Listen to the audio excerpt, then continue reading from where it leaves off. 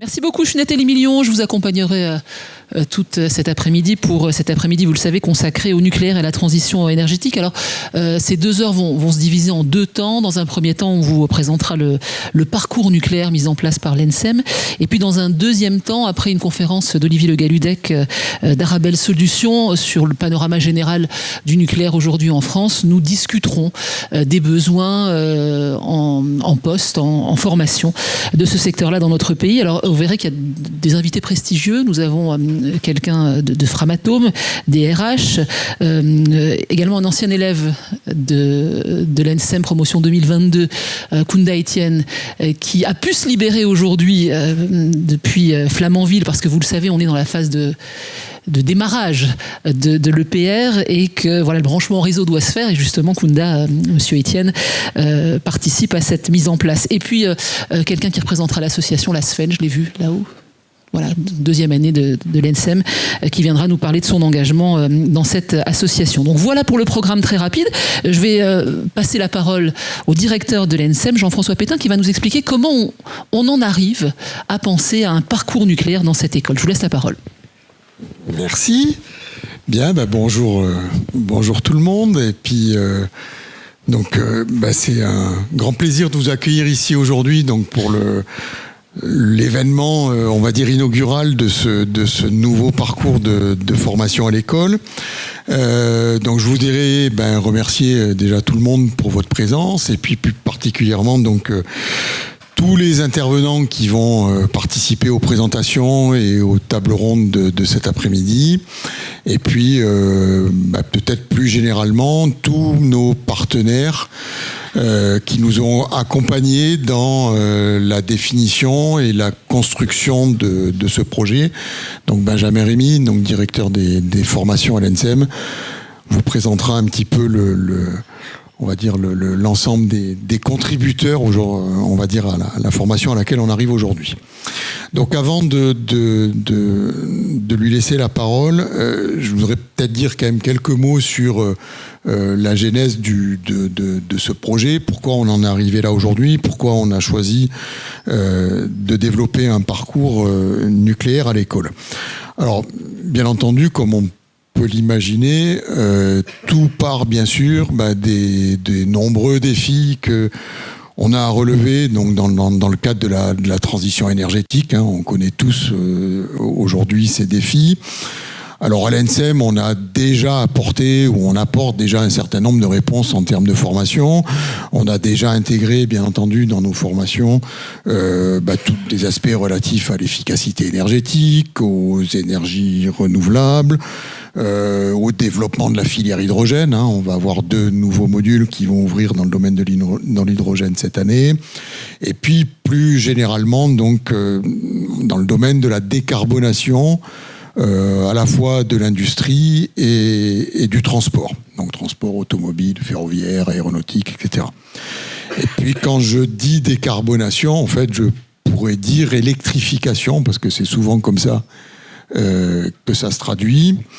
Et ce qui fait que, globalement, on peut constater on imagine, ou on peut raisonnablement anticiper, on va dire, des demandes croissantes dans le domaine de l'énergie, notamment électrique, donc, qui font que, même si dans le mix énergétique français, la part du nucléaire, on peut souhaiter que cette part diminue dans le cadre du mix énergétique, il n'en demeure pas moins qu'en valeur absolue, on va dire, cette énergie nucléaire risque fortement d'augmenter, même si, on va dire, proportionnellement dans le mix énergétique, sa contribution est en réduction, et ça peut être souhaitable.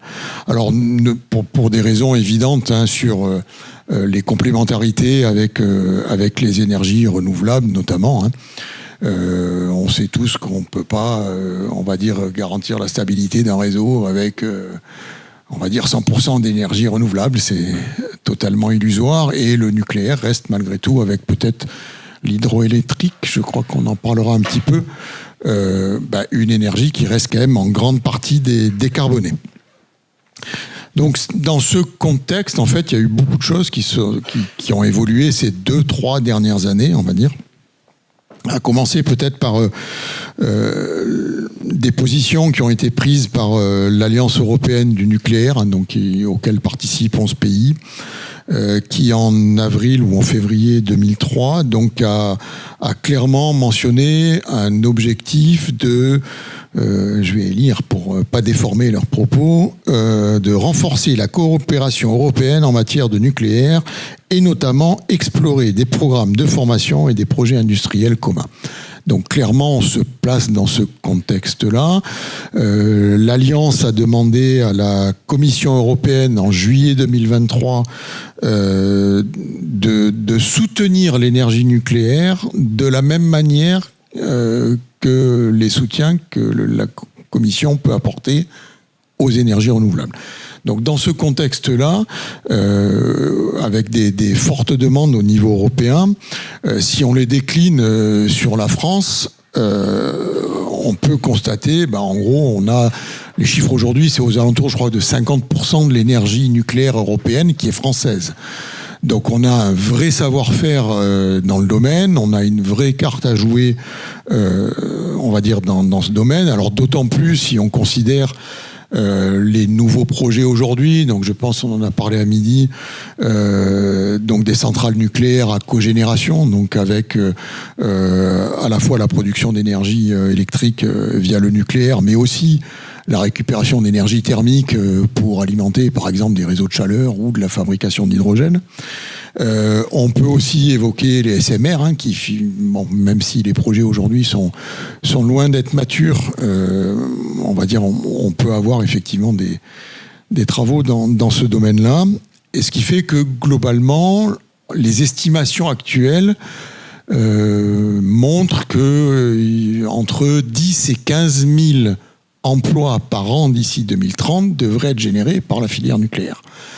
Donc c'est colossal. Alors bien sûr, quand je parle d'emploi, c'est pas des emplois ingénieurs, c'est des emplois à tout niveau, hein, depuis les niveaux apprentis, je dirais peut-être même CAP jusqu'au niveau ingénieur. Mais sur les ingénieurs, je crois que c'est aux alentours de 5-6 000 par an, je crois, quelque chose comme ça, qui sont attendus d'ici 2030. Donc c'est quand même des enjeux qui sont colossaux.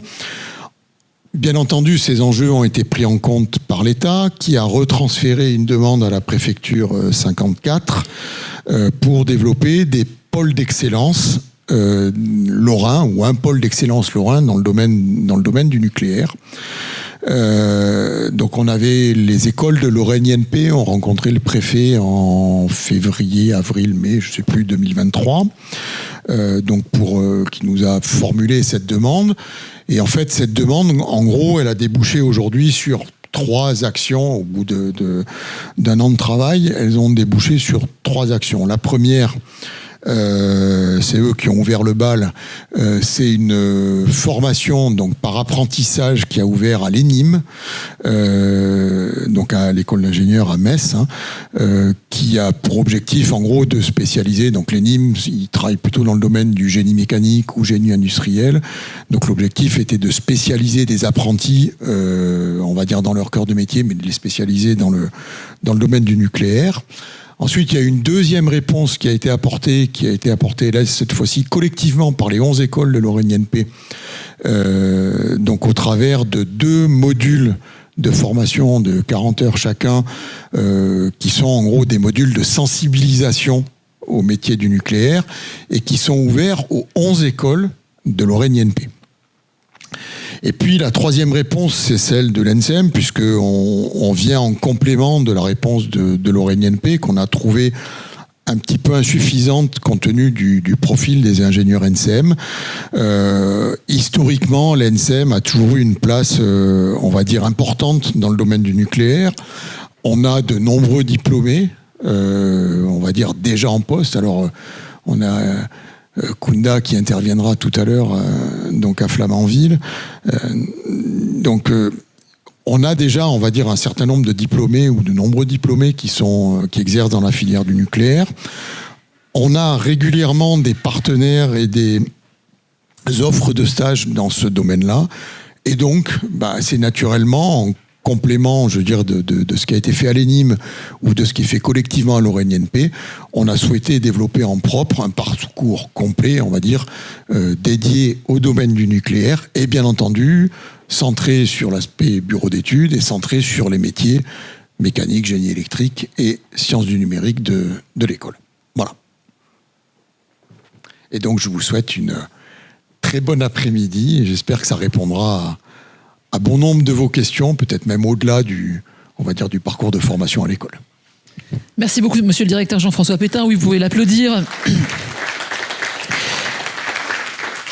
Madame la rectrice déléguée pour l'enseignement supérieur, la recherche et l'innovation nous fait l'honneur de sa présence, Véronique Perdreau. Je vais vous céder la parole et peut-être nous expliquer en quelques mots pourquoi vous êtes là. Voilà, bonjour à tous. Effectivement, c'est pas tout à fait ordinaire aujourd'hui. Je vois que vous avez intitulé ce temps inauguration du parcours nucléaire. Et dans cette situation, parfois on m'invite à faire le geste inaugural.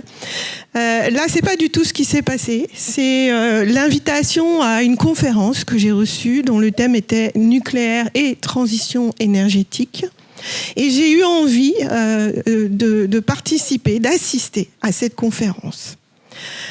Alors, après, c'est rajouté ce moment où je remercie les organisateurs de m'avoir invité au déjeuner, ce qui m'a permis de dialoguer avec les intervenants que vous allez entendre ensuite. Mais je vais très vite rejoindre les rangs de l'assistance. Simplement, auparavant, vous dire pourquoi j'avais autant d'intérêt à assister à cette conférence.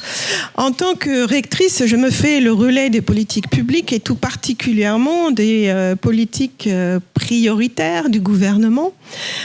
Une étant la transformation de l'offre de formation pour répondre aux besoins de la nation. Et donc là, je suis ravie, et j'avoue que c'est pas ce qui est arrivé à moi dans un premier temps. Je suis ravie de constater qu'il y a déjà des transformations qui s'opèrent. Le travail se fait dès le lycée, en lien avec la région, sur l'évolution de la carte des formations.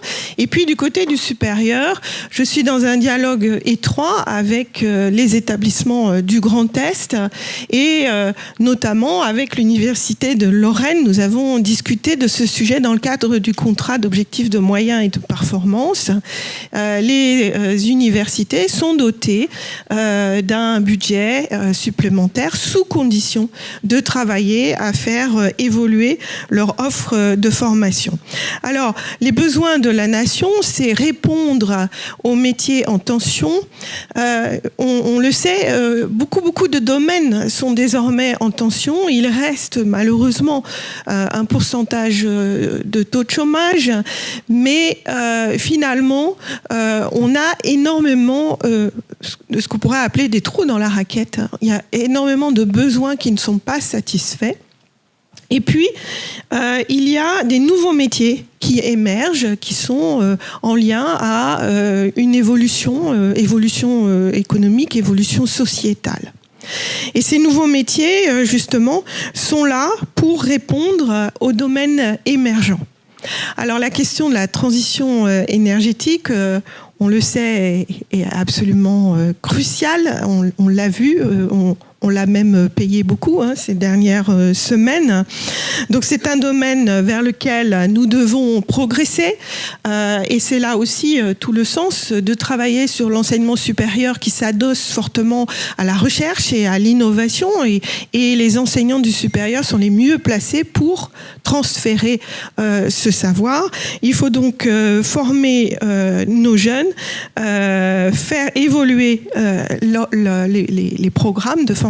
Et donc là, je salue cette évolution et la création de ce nouveau parcours dans le nucléaire.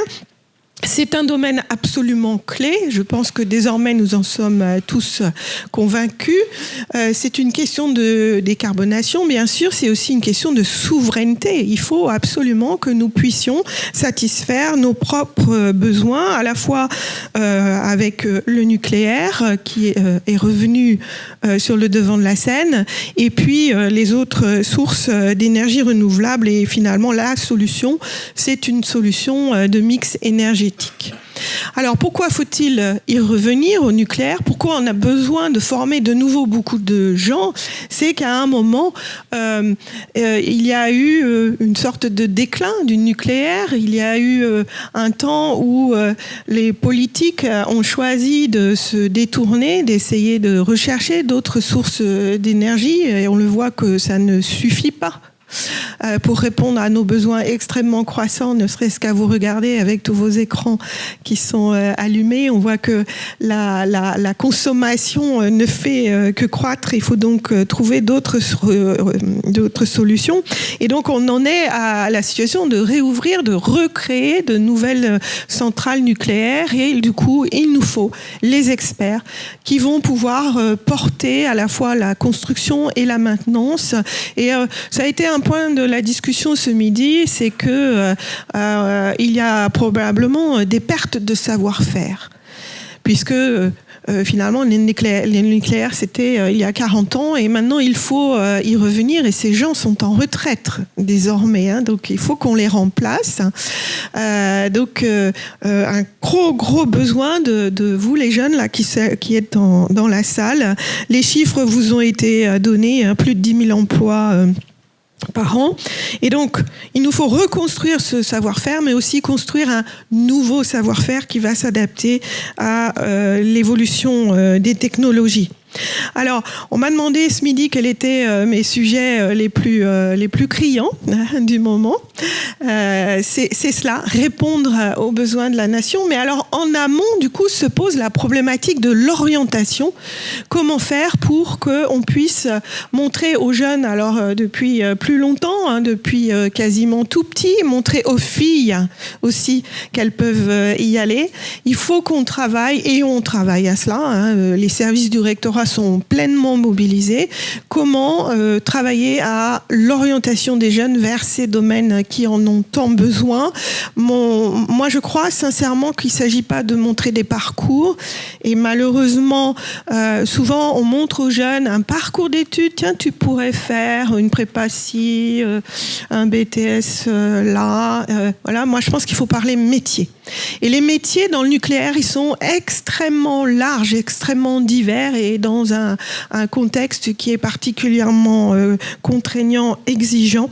Donc, nous sommes là, nous aussi, l'éducation nationale, le supérieur, pour orienter les jeunes vers l'emploi, vers les industriels qui sont, je crois, représentés ici aussi en force.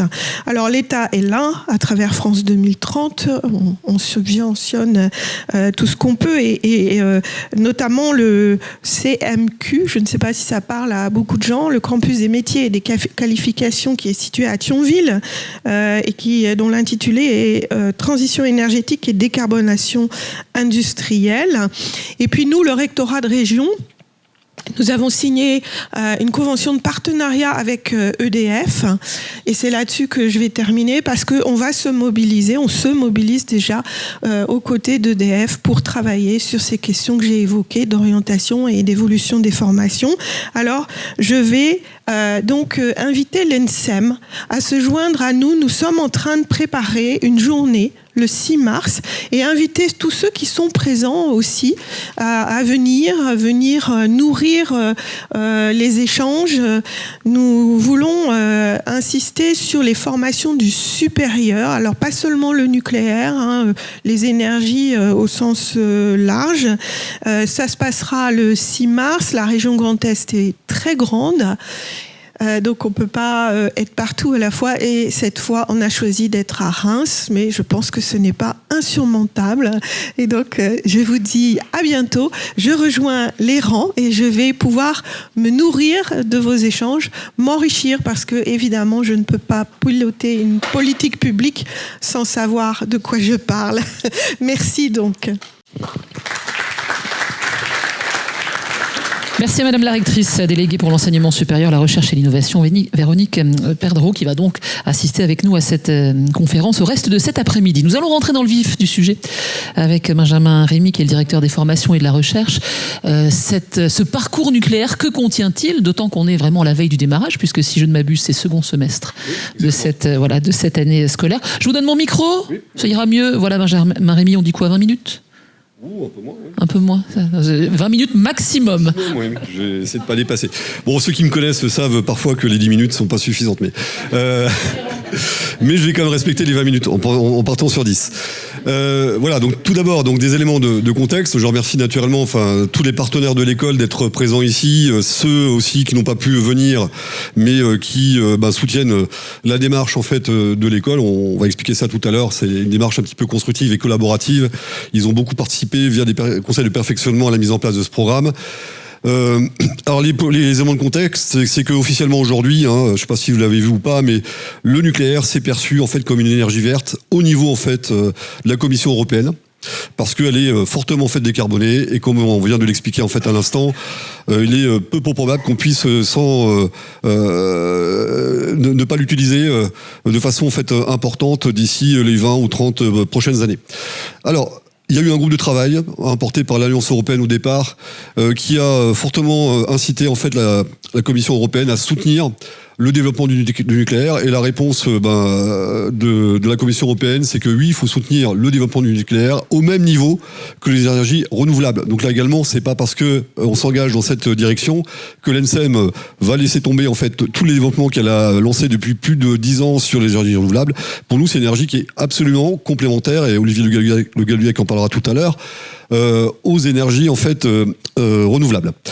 Et la réponse, elle est financière dans un premier temps, c'est que effectivement la Commission européenne soutiendra à hauteur de 50% le développement du nucléaire, au même titre qu'elle continuera à soutenir également le développement des énergies en fait renouvelables. Comme on l'a indiqué en fait précédemment, c'est aussi un excellent vecteur en fait d'emploi. On attend la production de cadres qui sont nécessaires pour développer cette filière, avec un savoir-faire qui est en fait à reconquérir. Donc, initialement, l'idée de la mise en place de ce parcours nucléaire vient d'une première réunion qui a eu lieu en avril 2023 avec la préfecture 54 où étaient présents l'ensemble des directeurs du collégium Lorraine-NP qui est composé en fait de 11 écoles. Et à la suite de cette première réunion, il y a une réunion donc comme comité de pilotage au niveau du collégium où les différentes écoles se sont engagées dans le processus de mise en œuvre de cette formation. Donc ensuite, au sein de chaque école partenaire, il y a 2-3 représentants qui ont cherché à mettre en place déjà un programme commun, que je vais détailler juste après, et des programmes, on va dire, spécifiques au sein de chacune des écoles. Mais le premier constat donc qu'on a pu observer quand on a fait l'analyse des compétences des différentes écoles, c'est qu'on était capable de couvrir, à travers ces 11 écoles, toute la filière du combustible nucléaire. Bon, ça va de l'extraction au traitement, l'enrichissement et voire même jusqu'au stockage en passant par la production d'énergie et tous les aspects en fait liés à la maintenance et à la sûreté de fonctionnement. Donc ça, c'est un premier constat. Alors les écoles qui ont participé initialement à la mise en place de ce programme, donc tout d'abord le programme commun, principalement, naturellement l'ANSEM, Polytech, l'école des mines et en fait l'UIGM pour la partie matériaux pour le nucléaire. Et nous ont rejoint depuis à peu près un peu moins de 6 mois, une année, l'ENSIC sur la partie génie des procédés et l'école de géologie sur la partie prospection minière en fait notamment. Donc avec l'ensemble de ces écoles, on a donc réfléchi à la mise en place d'un programme commun qui est donc proposé à l'ensemble des élèves de ces écoles d'ingénieurs. Alors je vais pas détailler ce programme-là, mais ce programme de tronc commun, c'est à peu près 40 heures en deuxième année et 40 heures en fait en troisième année, ce qui donnera droit à ces élèves-là d'avoir, s'ils suivent ces modules-là, un passeport en fait nucléaire.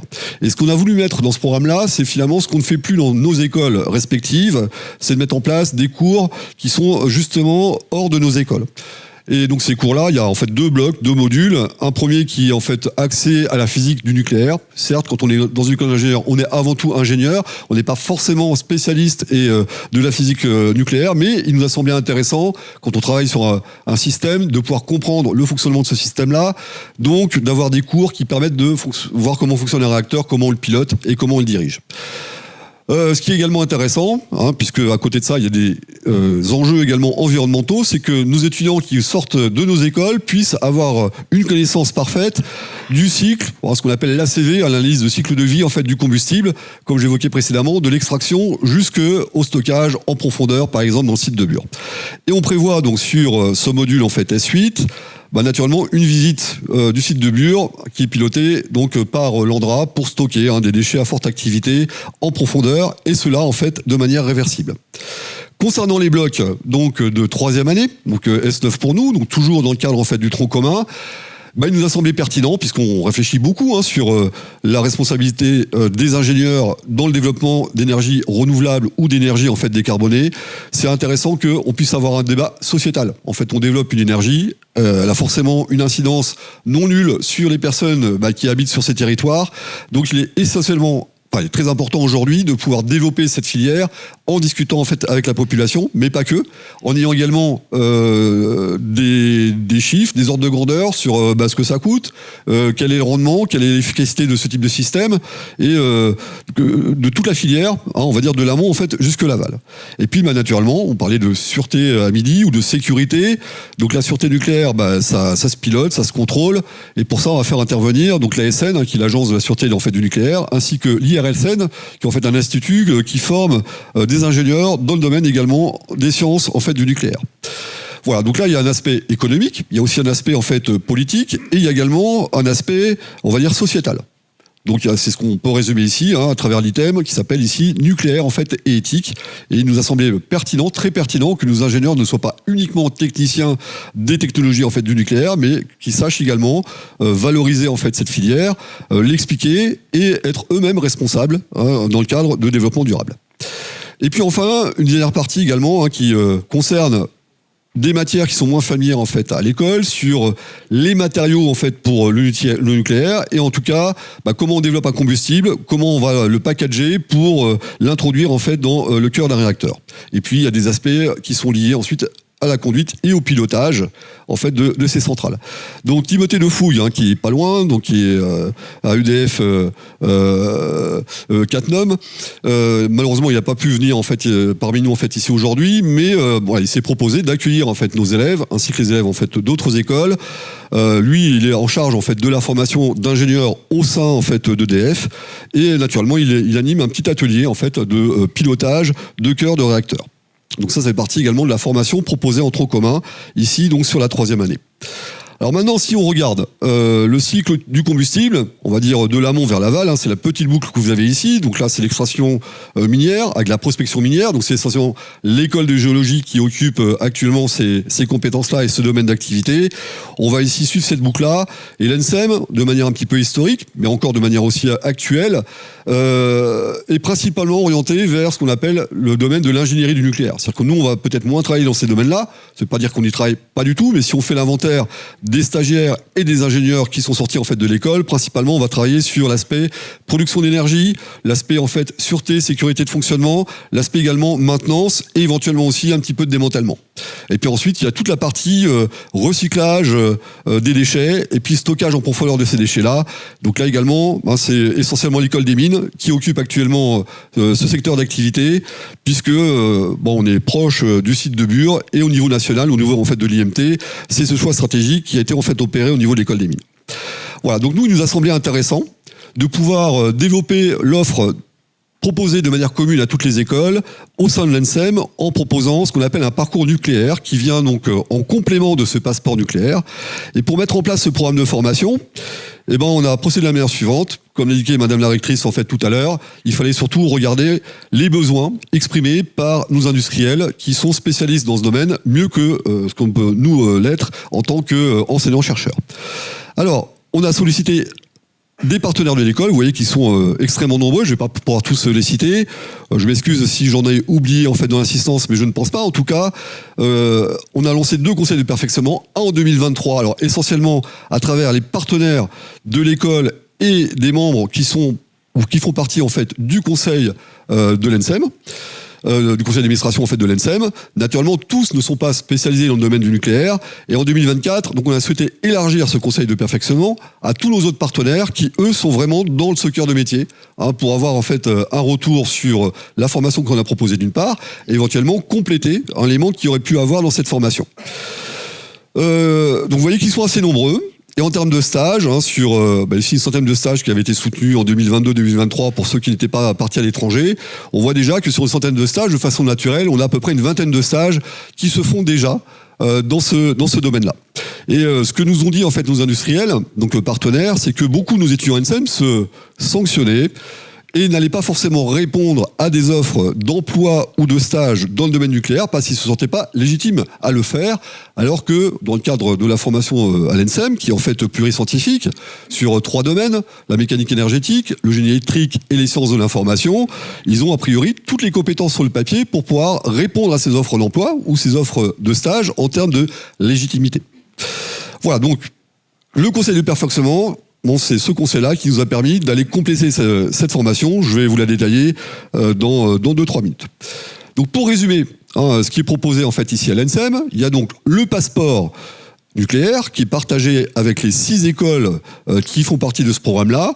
Donc ce programme de formation, il est porté à la fois par le collégium Lorraine INP, mais également par la faculté des sciences, c'est-à-dire le collégium sciences, en termes de proposition de modules, puisqu'on s'est rapproché de personnes qui avaient des compétences, notamment en neutronique et en sciences du nucléaire.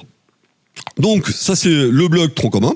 Et puis ensuite, comme je viens de vous l'expliquer, on a ensuite développé 3 autoblocs avec nos partenaires dans le cadre de conseils de perfectionnement. Et on a souhaité que ce parcours nucléaire soit multidisciplinaire en y intégrant des modules à la fois en mécanique énergétique, on pouvait le voir ici, c'est 80 heures chaque bloc, en génie électrique et également en sciences de l'information. Et ça, à la fois en 2e année et également en 3e année. Donc les étudiants qui vont pouvoir avoir la possibilité de choisir ce parcours dès la semaine prochaine, pourront avoir soit le passeport nucléaire s'ils ne choisissent que le tronc commun, ou un parcours nucléaire qui sera mentionné dans le supplément au diplôme s'ils suivent l'ensemble de ces modules. Donc, mon intérêt ici, c'est pas de développer ces modules, c'est vous donner un petit peu les champs de compétences qu'on est capable de couvrir dans ce domaine-là. Donc, ce qui est très intéressant en fait à l'ENSEM, c'est qu'on est parfaitement légitime, donc nos étudiants sortant de l'école également, puisque sur à peu près 60 enseignants-chercheurs, on a à peu près une vingtaine d'enseignants-chercheurs qui sont dans le domaine mécanique énergétique, une vingtaine donc en génie électrique, et en fait une vingtaine également en sciences de la formation. Et les domaines qu'on va couvrir, ils sont assez larges. Donc il y a des problématiques qui sont liées ici, par exemple, au réseau de chaleur, au réseau d'énergie au pluriel. Quand on parle de réseau d'énergie à l'ENSEM, c'est pas que de la chaleur, mais c'est aussi de l'électricité. Et dans une centrale nucléaire, en fait, c'est un réseau de chaleur par excellence. Vous avez tous vu les tours aéro-réfrigérantes. Vous connaissez peut-être la notion de générateurs de vapeur qui vont permettre de produire la vapeur qui va alimenter des turbines pour convertir l'énergie thermique en énergie en fait électrique. Et effectivement, c'est des compétences qu'on a naturellement au sein de l'école depuis plusieurs dizaines d'années, qu'on va mettre ici donc en évidence et en application sur la production d'énergie et la conversion d'énergie thermique en énergie électrique via en fait des alternateurs. Donc là, on fait appel également sur cette deuxième partie qui est complémentaire aux compétences de nos enseignants-chercheurs qui font partie du département génie électrique pour développer toute la partie en fait alternateur, la partie conversion, sachant qu'aujourd'hui, les alternateurs ils sont pilotés de manière en fait numérique. Donc c'était pas forcément le cas il y a une trentaine d'années. Aujourd'hui, tous les alternateurs sont pilotés et contrôlés en fait numériquement. Donc là également, nos ingénieurs sortant de l'école ont des compétences en fait dans ce domaine-là pour intégrer la surcouche numérique qui permet de faire du pilotage, du contrôle et de la commande de l'énergie électrique produite. Et enfin, donc un troisième département qui est en fait représenté de façon équitable au département méca et au département génie électrique, qui est lié en fait aux sciences de l'information, où là on va s'intéresser non seulement à des problèmes liés à la cybersécurité, alors on évoquera peut-être cette problématique-là tout à l'heure quand on parlera du SMR, parce que ça c'est un point essentiel, et également donc le cœur de métier de l'ENSEM, c'est de former nos étudiants dans le domaine de la sûreté en fait de fonctionnement. On parlait tout à l'heure de sécurité et de sûreté de fonctionnement, donc les deux aspects sont couverts parfaitement en fait par l'école. Voilà, donc je ne vais pas trop détailler ce parcours-là, ça le sera pour les étudiants en fait la semaine prochaine, simplement pour vous donner des idées et une sensibilité. Ce qui est important de retenir par rapport à cette présentation-là, c'est que l'école est parfaitement légitime pour répondre aux besoins nombreux qu'il y a en fait dans ce secteur-là, d'autant plus qu'on arrive à couvrir ces 3 domaines qui font partie de manière intégrante des domaines de compétences en fait d'un ingénieur, et ça de façon équilibrée et de façon en fait équitable, ce qui nous permet de mettre en place ce programme de formation qu'on appelle un programme multidisciplinaire. Donc on espère que ça va attirer beaucoup de vocations. Et en tout cas, j'en profite, je referai au moment de la clôture de cet après-midi. Mais je remercie également les étudiants qui à travers le conseil ou les conseils de perfectionnement, j'en vois ici 2 ou 3, d'avoir partagé avec nous leurs préoccupations, leurs sentiments, etc. Donc c'est un programme collectif qui a été mené, vous avez vu en aval, avec les industriels. L'ANSEM est intervenu et les étudiants ont participé à travailler ces 2 conseils de perfectionnement, notamment à la mise en place de ces maquettes. Et je pense que c'était important de le faire de manière collective. Et c'est aussi important, comme l'a dit Madame la rectrice tout à l'heure, et je conclurai en fait là-dessus, de former nos ingénieurs, mais pas de former un ingénieur pour que ce soit un scientifique sans application derrière, mais qu'on réponde aussi à un besoin de la nation. Et quand je dis la nation, c'est pas que la France, c'est l'Europe, mais c'est aussi hors Europe qu'il y a des enjeux en fait importants en fait dans ce domaine. Donc moi je trouve très intéressant la démarche qui a été mise en place, puisque ça a permis de connecter ces 2 mondes, à la fois donc le monde étudiant, le monde industriel, et la mission d'une école d'ingénieurs comme la nôtre, c'est effectivement de connecter ces 2 mondes et de mettre en place, à travers les anciens chercheurs de l'école que je remercie, les éléments de formation en fait qui sont pertinents. Et vous avez vu que ce programme de formation, il a été monté en très peu de temps, en moins d'1 an, 1 an et demi. Et comme je l'ai dit tout à l'heure, ce module-là et ce parcours nucléaire sera présenté dès cette année, donc en 2024-2025, en direction de nos élèves en fait en 2e année. Et on aura également l'opportunité de présenter ce programme-là en direction de nos étudiants de 1re année.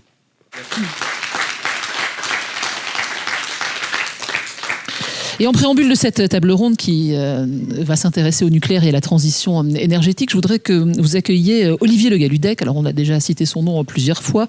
Olivier Le Galludec, c'est un NSEM 1987. C'est pas un NSEM Tchernobyl, hein. Je dis ça parce que ça a son importance dans sa carrière, cette année 87.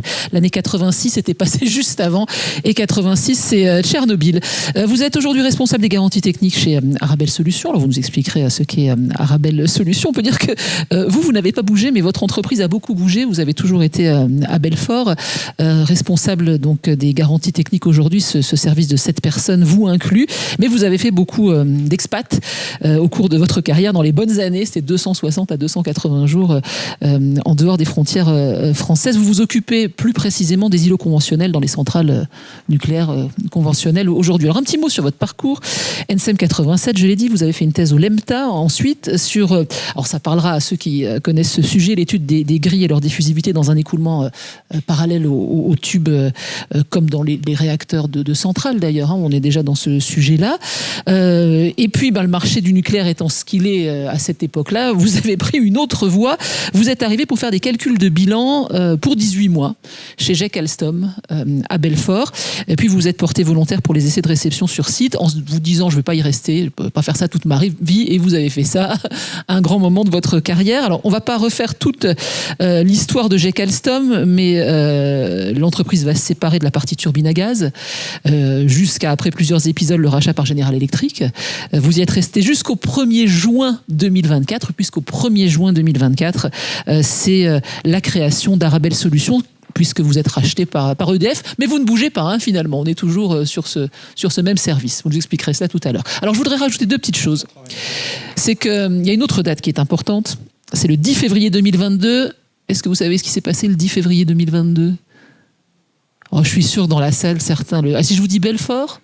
Voilà, on a Madame Pramatome, merci beaucoup, on a la réponse.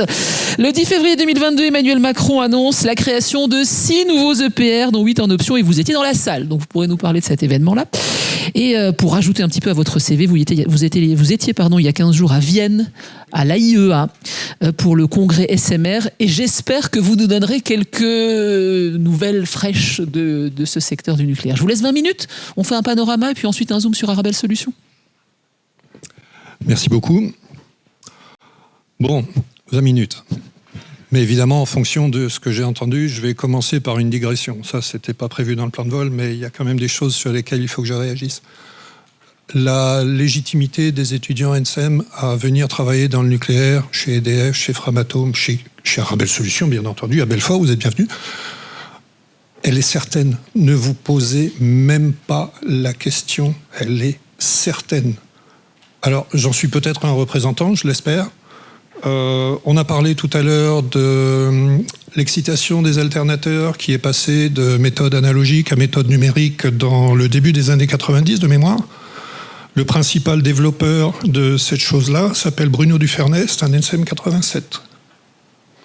Et il est toujours chez Arabelle Solutions.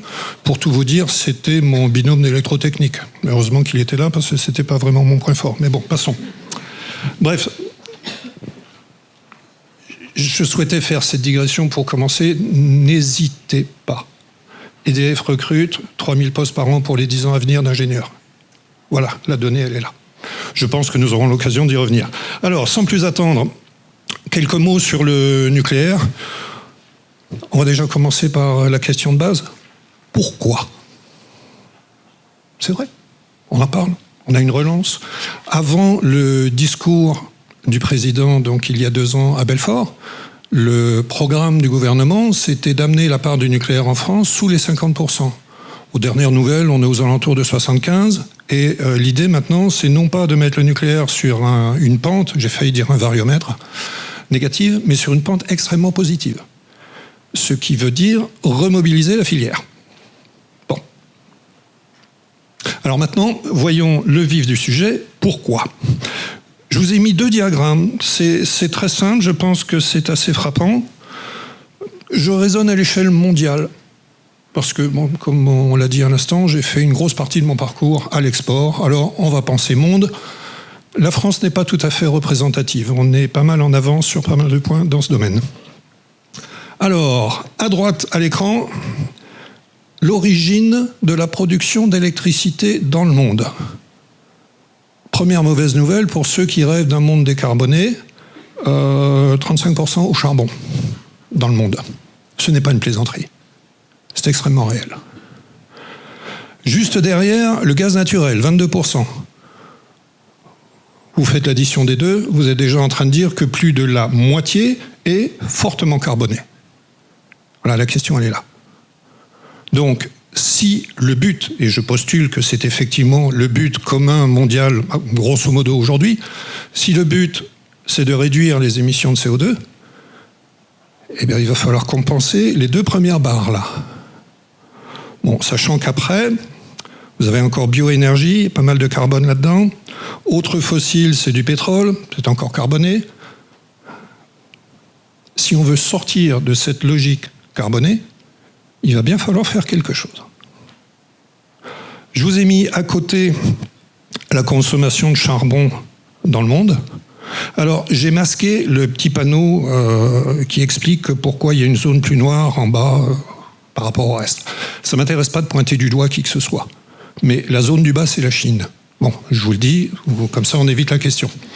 Encore une fois, mon but n'est pas de pointer du doigt qui que ce soit, c'est pas la question. Vous aurez remarqué que cette consommation de charbon, dans le domaine de l'énergie en France, la pente est très raide, on est quasiment tombé à 0. Dans le reste du monde, non. D'accord ? Rien ne dit que l'an prochain, la consommation de charbon baissera. Personnellement, je pense même qu'elle ne baissera pas.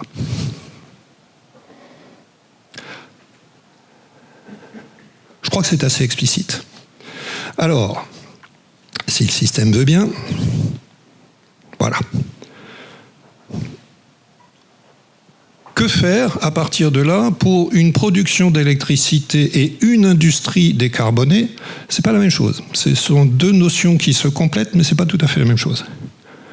Compatible avec une capacité croissante des réseaux. Alors aujourd'hui, chez EDF, on parle d'augmenter la capacité du réseau de l'ordre de 30 à 35% dans les années qui viennent. Parce que moins de déplacements à base de pétrole, on espère plus de parcs électriques, moins de carbone dans l'industrie. Alors, à qui on pense quand on dit l'industrie carbonée? L'exemple le plus flagrant, c'est la sidérurgie. Les hauts fourneaux aujourd'hui fonctionnent au coke. Qu'est-ce que c'est que le coke? C'est un charbon un peu préchauffé. Si on veut passer l'ensemble de cette industrie à de la chauffe électrique, ce qui est à l'ordre du jour, ce n'est pas une plaisanterie, c'est sur la table, ben, il va falloir produire de l'autre côté. Donc, le réseau français avec de l'ordre de 80 000 mégawatts installés, pas forcément en service en même temps, je crois que ce matin on était à 62 000 avant que je parte. Il est prévu de l'augmenter. Quand on vous dit qu'il va y avoir des opportunités pour les jeunes ingénieurs sur la dizaine d'années qui vient, certaines, et puis par la suite il faudra développer, il faudra exploiter, vous avez devant vous des opportunités que nous n'avions pas. Même si je ne considère pas que ma génération soit à plaindre. En sortant de l'ENSEM, du travail, on en trouvait. Vous aurez peut-être juste un peu moins à chercher que nous. Vous aurez peut-être plus de choix. Bien, alors, qu'allons-nous faire, donc, dans ce contexte? Plus de mégawatts? On citait Vienne à l'instant. Ce qui a été annoncé à Vienne, niveau mondial, encore une fois, multiplication du parc de production nucléaire dans le monde attendue par 3 d'ici 2050. C'est assez ambitieux. Alors, en vrai, ça veut dire plutôt par 4, parce que vous considérez que d'ici 2050, une bonne partie du parc existant aura été retirée du service. Quand je vous dis qu'il y a des opportunités devant vous, elles sont énormes. Alors, je reviens à mes colonnes. J'ai mis un peu de côté, je ne vous cacherai pas, l'hydro. Je le mentionne, mais je ne vais pas beaucoup en parler, pour une raison un petit peu territoriale, un petit peu française, quelque part. Je n'ai pas l'impression que nous allons, en France, développer des nouvelles dizaines de sites hydro. Je pense que nous sommes équipés et que construire quelque chose de nouveau, bloquer une vallée complète pour faire un lac artificiel, j'ai pas le sentiment que ce soit à l'ordre du jour. C'est aussi bête que ça. Donc je laisse l'hydro de côté, je suis dans une logique de croissance. Les énergies renouvelables, photovoltaïque, l'éolien. La question est assez connue. Tiens, ce matin, il n'y avait pas de vent. Il y avait pas mal de brouillard, il n'y avait pas beaucoup de soleil non plus. Alors, soit on s'accommode de ça, et on dit, on ne va pas allumer la lumière aujourd'hui, on ne va pas faire la réunion, on la fera demain quand il y aura du soleil. Ça aussi, je ne crois pas que ce soit à l'ordre du jour. Soit on trouve un complément à cette base qui est exploitable, qui est bienvenue sur les réseaux, mais qui nous permet d'avoir un socle pilotable de mégawatts abondants et fiables sur les réseaux. Dans la mesure où nous ne voulons plus du charbon, à la suite de quoi le doigt accusateur qui était pointé vers le charbon, maintenant il se tourne vers le gaz. Parce que l'industrie du gaz, du cycle combiné, aujourd'hui est très utilisatrice de méthane. Le méthane, CH4, c'est carboné. Alors il est vrai qu'au mégawatt, un cycle combiné au gaz produira moins de tonnes de CO2 qu'une centrale charbon, mais le but n'est pas de réduire le CO2, le but est de l'amener à net zéro.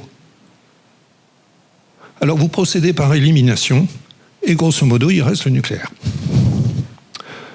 À propos, on parle beaucoup dans les polluants des filières charbon du CO2. Alors je vous ai fait une petite liste, puisqu'ayant eu le privilège de travailler dans le charbon, je me rappelle de quelles étaient les garanties en termes d'émissions que nous devions faire à l'époque. Moi, c'est pas que le CO2. Le CO2 n'a jamais été garanti d'ailleurs. Le CO2 est redondant avec le rendement de la centrale. Par contre, monoxyde, NO2, NO3, qu'on appelle familièrement les NOx, SO2, SO3, les particules, 10 microns, 2 microns, voire d'autres, le mercure, les imbrûlés et les cendres. Alors là aussi, petit paradoxe avec le nucléaire. Dans l'industrie du nucléaire, on aime bien parler des déchets. Tout le monde oublie que dans le charbon, je pense à une certaine centrale en Malaisie qui utilisait grosso modo 300 kg secondes de charbon et générait 150 kg secondes de cendres. Il faut les évacuer, il faut les stocker. Donc il y a aussi des retombées. Donc voilà, j'ai essayé de vous situer rapidement le pourquoi. Si vous procédez par élimination, on arrive assez rapidement à la conclusion que le nucléaire est une solution dans le mix énergétique à ne pas ignorer. Alors maintenant, je vais vous raconter un petit peu ce qu'on fait chez nous. C'est le moment de montrer les couleurs d'Arabelle Solutions. Alors le nom n'est pas très connu. Nous n'existons que depuis le 1er juin. Pour ceux qui ont un petit peu plus de recul, avant GE Steam Power, qui était l'entité dans laquelle nous étions, c'était Alstom. Alors Alstom, ABB Alstom Power, GEC Alstom, selon les époques. J'ai beaucoup changé de carte de visite, mais un peu moins de fonctions. Les produits, ce que nous faisons dans le nucléaire, sachant que le but, chez nous, est d'avoir une stratégie multiréacteur, donc de répondre à tous les clients. avec une politique qui va du composant simple jusqu'à l'intégration de la salle des machines complète. Donc c'est un peu à la carte. Les turbines vapeur, alors est-ce qu'on voit Oui, on la voit. Je vous montrerai le diagramme, nous couvrons toute la gamme de 50 à, alors officiellement 1700, 1800, dans la pratique on peut aller jusqu'à 2000 MW aujourd'hui. Nous détenons le record de la plus grosse turbine vapeur au monde en exploitation. Elles sont deux d'ailleurs, elles sont à Taishan. La prochaine de cette taille, c'est Flamanville. Donc à très bientôt. Il y en a quelques autres en cours de construction, dont 2 en Angleterre et Hinkley Point. Derrière la turbine, on associe volontiers l'alternateur. Je dis volontiers, mais pas nécessairement. Il arrive qu'un client nous achète l'alternateur seul, surtout dans les rétrofits, ou une turbine seule. Tout est permis. Un certain nombre d'échangeurs, alors le condenseur qui va aller à l'arrière de la turbine, les réchauffeurs BPHP, et une chose typique du nucléaire, on en reparlera, j'espère avoir le renouvellement d'un cours que je fais, d'une causerie que je fais sur les cycles. On aura l'occasion de parler du cycle nucléaire, du fait que ce cycle est très humide et qu'en cours de cycle, on évacue une partie de l'eau liquide pour pouvoir repartir en vapeur. Bon. Les pompes. Alors on pourrait penser que c'est un petit peu bizarre d'avoir les pompes dans l'entité qui fait les îlots conventionnels de centrales nucléaires. Mais en fait, pas du tout. Ce ne sont pas des pompes qu'on trouve sur étagère chez le pompiste, guillemets, c'est comme ça qu'on les appelle, du coin. Vous allez trouver les pompes de refroidissement qui vont avoir des hauteurs manométriques faibles, mais des débits d'eau colossaux. Vous allez avoir les pompes alimentaires, très gros débit, très grosse élévation de pression. Et celle-là, il n'y a qu'une petite poignée de constructeurs au monde. J'ajouterai derrière le contrôle. Alors contrôle, alternateur, turbine, jusqu'au contrôle complet de la salle des machines conventionnelles. Un métier qui est peut-être nouveau, cybersécurité. Alors, c'est une nécessité. On pourrait même dire c'est l'évidence même aujourd'hui. À l'époque où j'étais sur les bancs de l'école, c'était pas forcément dans le scope d'un industriel qui produise des turbines et des alternateurs. Aujourd'hui, c'est incontournable. Je me souviens d'une réunion en Pologne où nous avons parlé de cybersécurité du matin jusqu'au soir. Et le sujet qui m'amenait à cette réunion, qui était à l'agenda, a attendu le lendemain. Ça vous donne une illustration des priorités. OK ? Ici, vous avez un résumé de la gamme. Donc c'est ce que je commençais à vous évoquer tout à l'heure. Tout en haut, alors une gamme qui s'étend jusqu'à 1900, bon, je dis bien on peut aller jusqu'à 2000. Ce sont les plus grosses turbines vapeur du monde. On descend toute la gamme jusque les machines que nous appelons industrielles, on va dire une gamme de 50 à 130, c'est à peu près 50 à 130. Alors, dans le monde du nucléaire, on parle régulièrement de l'existant, on parle de l'EPR, on parle aussi du futur, des SMR. Et là, pour la génération qui viendra après nous, il y a encore énormément de choses à faire. On s'attend aujourd'hui dans le monde, il y a une centaine de projets, c'était annoncé il y a 15 jours à Vienne, il y a une centaine de projets de réacteurs plus ou moins avancés dans le monde. Je ne dis pas que tous arriveront jusqu'à une maturité industrielle, une flotte importante. On verra déjà combien arrivent jusqu'au prototype. Tous ont des caractéristiques qui aujourd'hui n'existent pas sur le marché. Possibilité de recycler le plutonium, par exemple. Possibilité de faire des transitoires très rapides. Alors souvent, on associe le nucléaire à une certaine forme de statisme en production électrique. Allez dire ça aux marins. Alors effectivement, les marins, c'est un petit peu loin. C'est un petit peu distant pour certains d'entre nous. Sur les porte-avions et les sous-marins, propulsion nucléaire, c'est assez répandu de par le monde. avec des transitoires très importants. Comme quoi, ça doit être possible. Il reste à transposer ces techniques dans le monde civil. Quand je vous dis que vous avez des choses devant vous,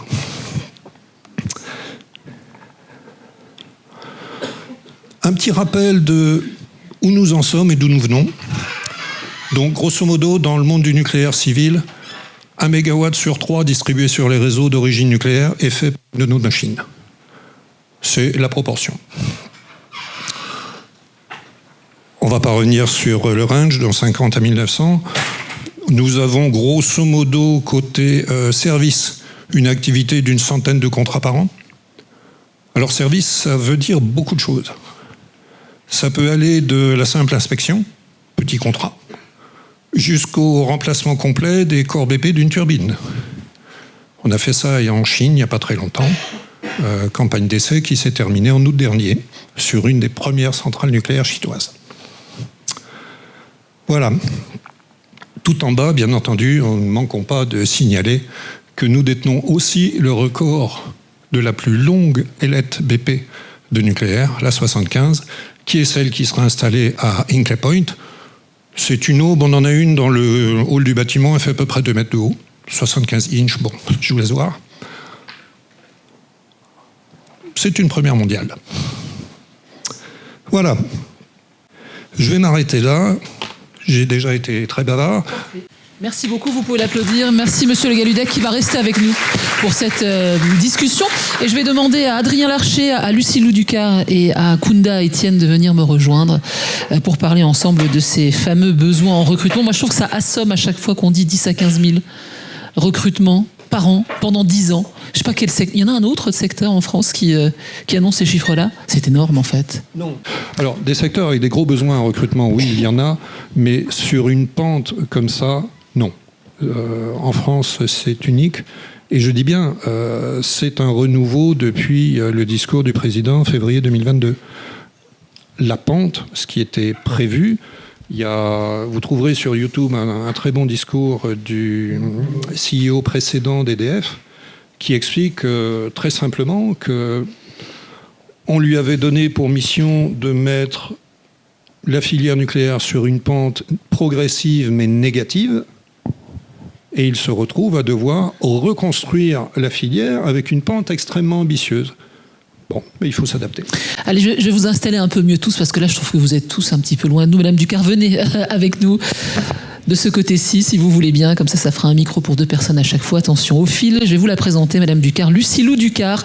Elle est responsable relations école. Retenez bien son nom et son visage pour Framatome depuis près de 2 ans. Mais vous travaillez depuis 14 ans maintenant dans le groupe EDF. Vous avez occupé différentes fonctions en tant que chargée de mission RH. Alors, petite parenthèse, ça montre aussi que chez EDF, quand on parle nucléaire, voilà, on parle EDF en France, on peut voyager au sein des différentes entités, changer de métier, évoluer. C'est un très très très grand groupe. Alors un petit rappel peut-être sur ce qu'est Framatome. Moi je suis sûr que vous le savez tous et toutes, mais on va quand même le redire. Vous êtes le chaudiériste du nucléaire depuis 65 ans. C'est vous qui concevez, développez et fabriquez les chaudières, les gros équipements, les équipements mobiles. Alors, on va citer la cuve, le générateur de vapeur, les groupes motopompes primaires.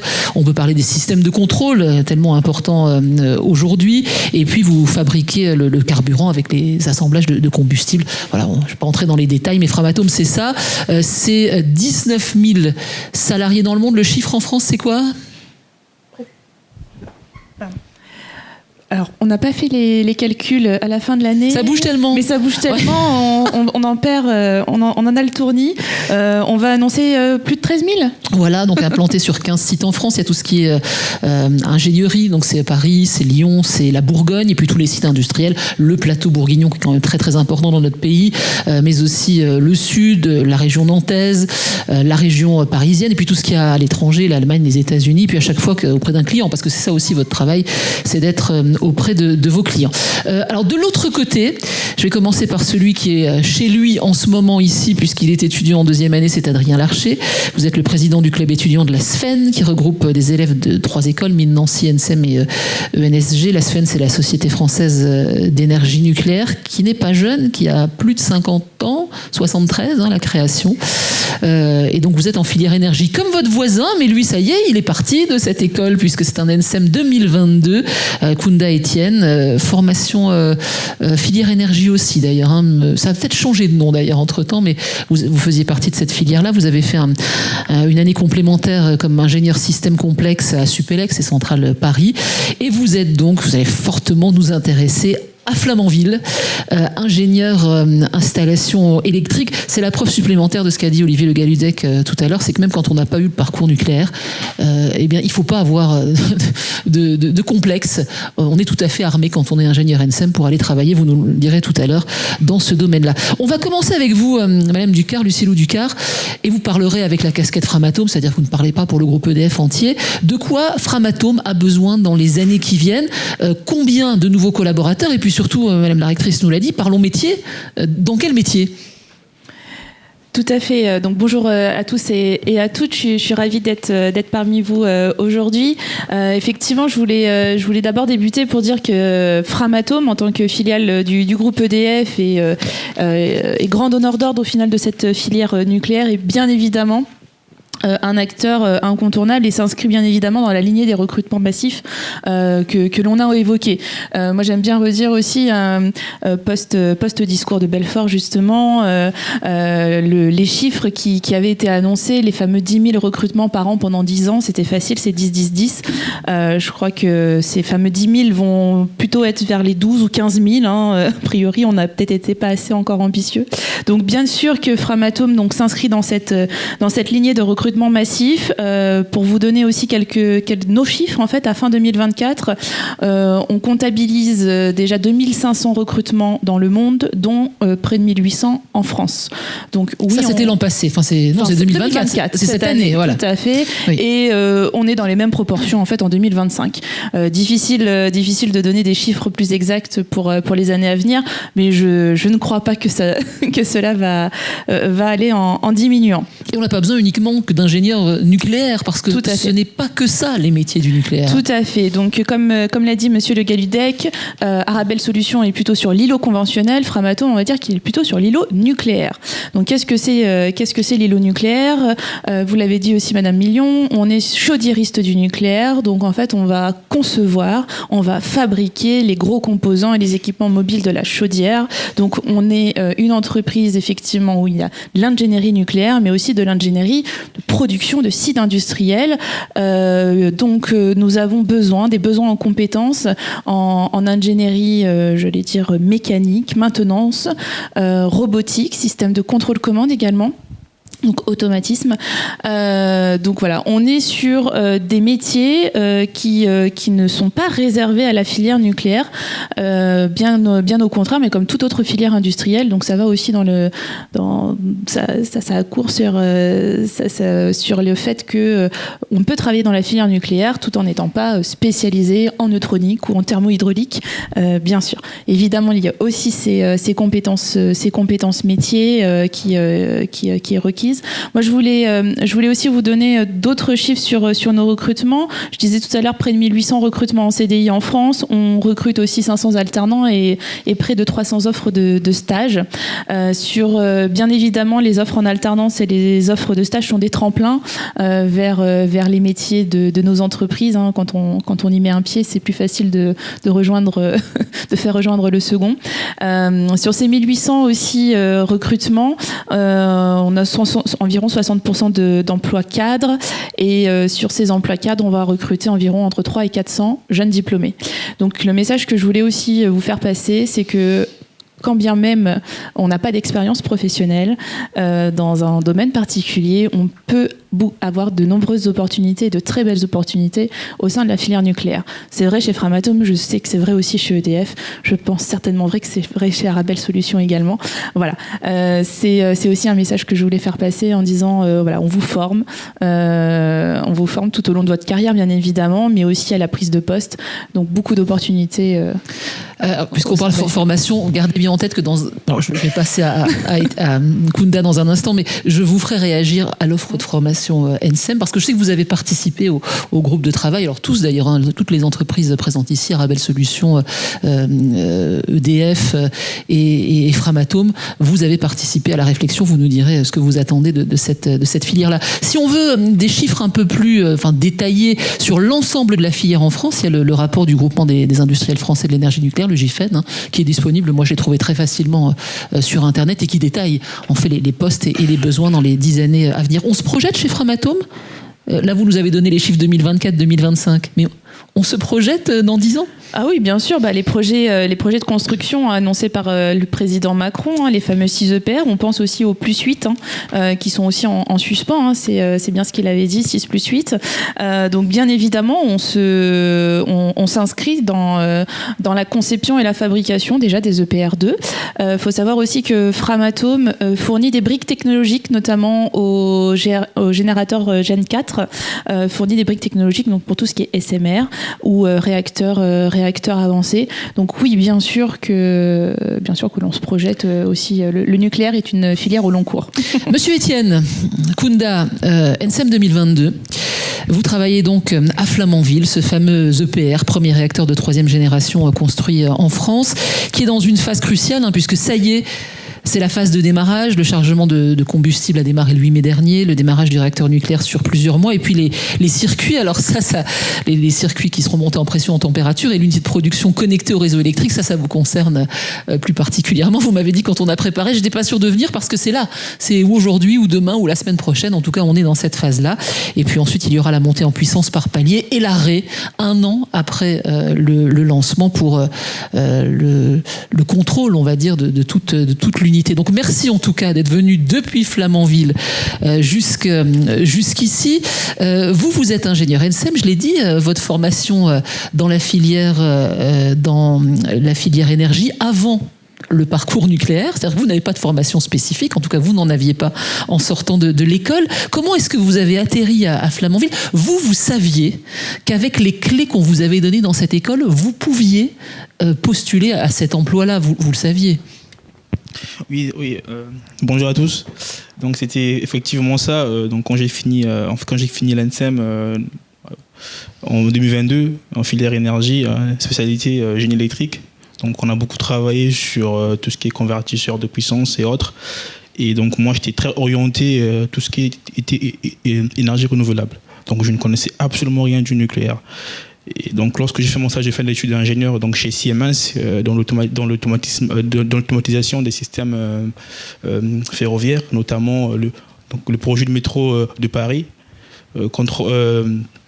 métro sans conducteur. Donc j'ai travaillé sur tout ce qui était de l'ingénierie système complexe. C'est en ce moment-là que je me suis dit pourquoi pas continuer avec une spécialité, notamment à Centrale Supélec, pour comprendre tout ce qui était autour de l'ingénierie système complexe et des outils de modélisation. Et une fois que je suis allé chez Supélec, puisque je voulais notamment travailler, faire ma formation en alternance, donc j'ai été pris chez Total Énergie. C'est en ce moment-là que j'ai travaillé, mais pas côté production pétrolière, hein, plutôt côté production électrique, parce qu'ils veulent aussi un peu se modeler en étant un producteur d'énergie.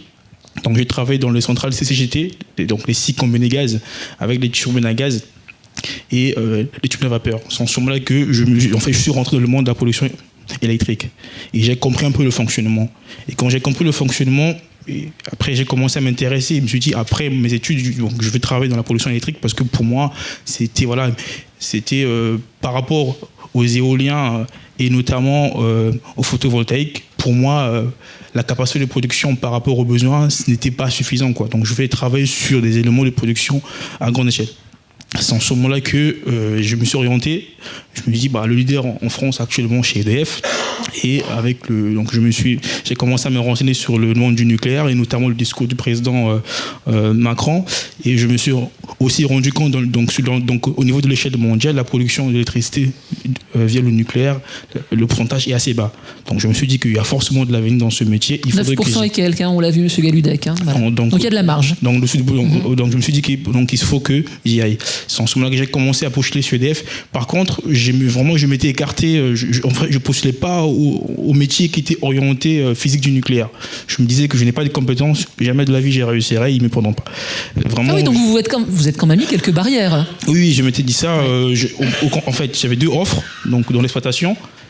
Et notamment ce projet Flamanville dans l'exploitation, j'avais refusé l'offre. Justement, j'avais peur de ne pas avoir les compétences intrinsèques. Alors que vous m'avez dit quand on a préparé cette intervention, ce que je fais aujourd'hui, c'est le programme de l'ENSEM. Justement. Et donc lorsque j'ai eu l'offre de Flamanville, où on était dans la phase encore construction, on n'est pas encore les contraintes liées à l'exploitation. Je me suis dit que je me retrouverais plus parce que on est encore au mode chantier. Et quand j'arrive, justement, on avait au moins la moitié des personnels de construction qui partaient parce qu'ils avaient peur d'intervenir pendant la phase de construction, puisque les contraintes sont assez élevées. La phase d'exploitation, vous voulez dire? Oui. Ouais. Les contraintes sont en fait assez élevées. On a perdu au moins, on va dire, 30 à 40% de productivité. Donc contractuellement, côté suivi, c'était très compliqué. Donc j'avais un peu peur. Mais par contre, lorsque je suis rentré dans le technique, je me suis dit, je connais mon métier, je suis électricien, donc je fais ce que je sais faire. Donc je m'écartais au mieux de tout ce qui est nucléaire. Je travaille notamment sur le conventionnel, donc avec Arabelle Solutions. Donc Framatome, les sujets Framatome, je suis un peu éloigné de ça au début. Mais après, la réalité, en fait, m'a rattrapé. Au fur et à mesure, parce que chez EDF, il y a des programmes de formation internes. Et je me suis rendu compte que c'était pas impossible en fait de comprendre la physique du nucléaire et le fonctionnement. Donc j'ai commencé à travailler sur les sujets même liés à l'îlot nucléaire, en même temps sur les sujets liés à l'îlot conventionnel. Vous auriez été plus vite s'il y avait eu cette formation à l'époque. Oui, c'est pour ça que j'ai accepté l'invitation, parce que justement je me suis rendu compte que le besoin ou le manque que j'ai eu en fait au fond de moi, si cette formation en fait peut l'offrir auprès des étudiants, je pense que les gens iront très rapidement et très facilement chez EDF, sachant qu'on a un programme de recrutement avec le programme de l'EPR2 qui est assez large et qu'on a besoin des compétences. Donc c'est pour ça que parce que ce qu'il faut bien comprendre, c'est que votre métier d'ingénieur installation électrique que vous faites aujourd'hui à Flamanville, c'est certes le programme de l'ENSEM, mais il y a quand même des standards qui sont spécifiques au milieu du nucléaire. Oui, justement, donc pour y arriver, donc actuellement je travaille sur des sujets, on va dire, donc j'ai pris mes TP de l'ENSEM de 2e année. Donc les essais en court-circuit et les CAV le TP sur les machines électriques, je les ai pris pour travailler notamment sur la solution du court-circuit de l'alternateur de Flamanville. J'ai travaillé sur ces TP-là pour faire mon cahier de charge. Donc pour dire que les compétences, on en a, des compétences métiers.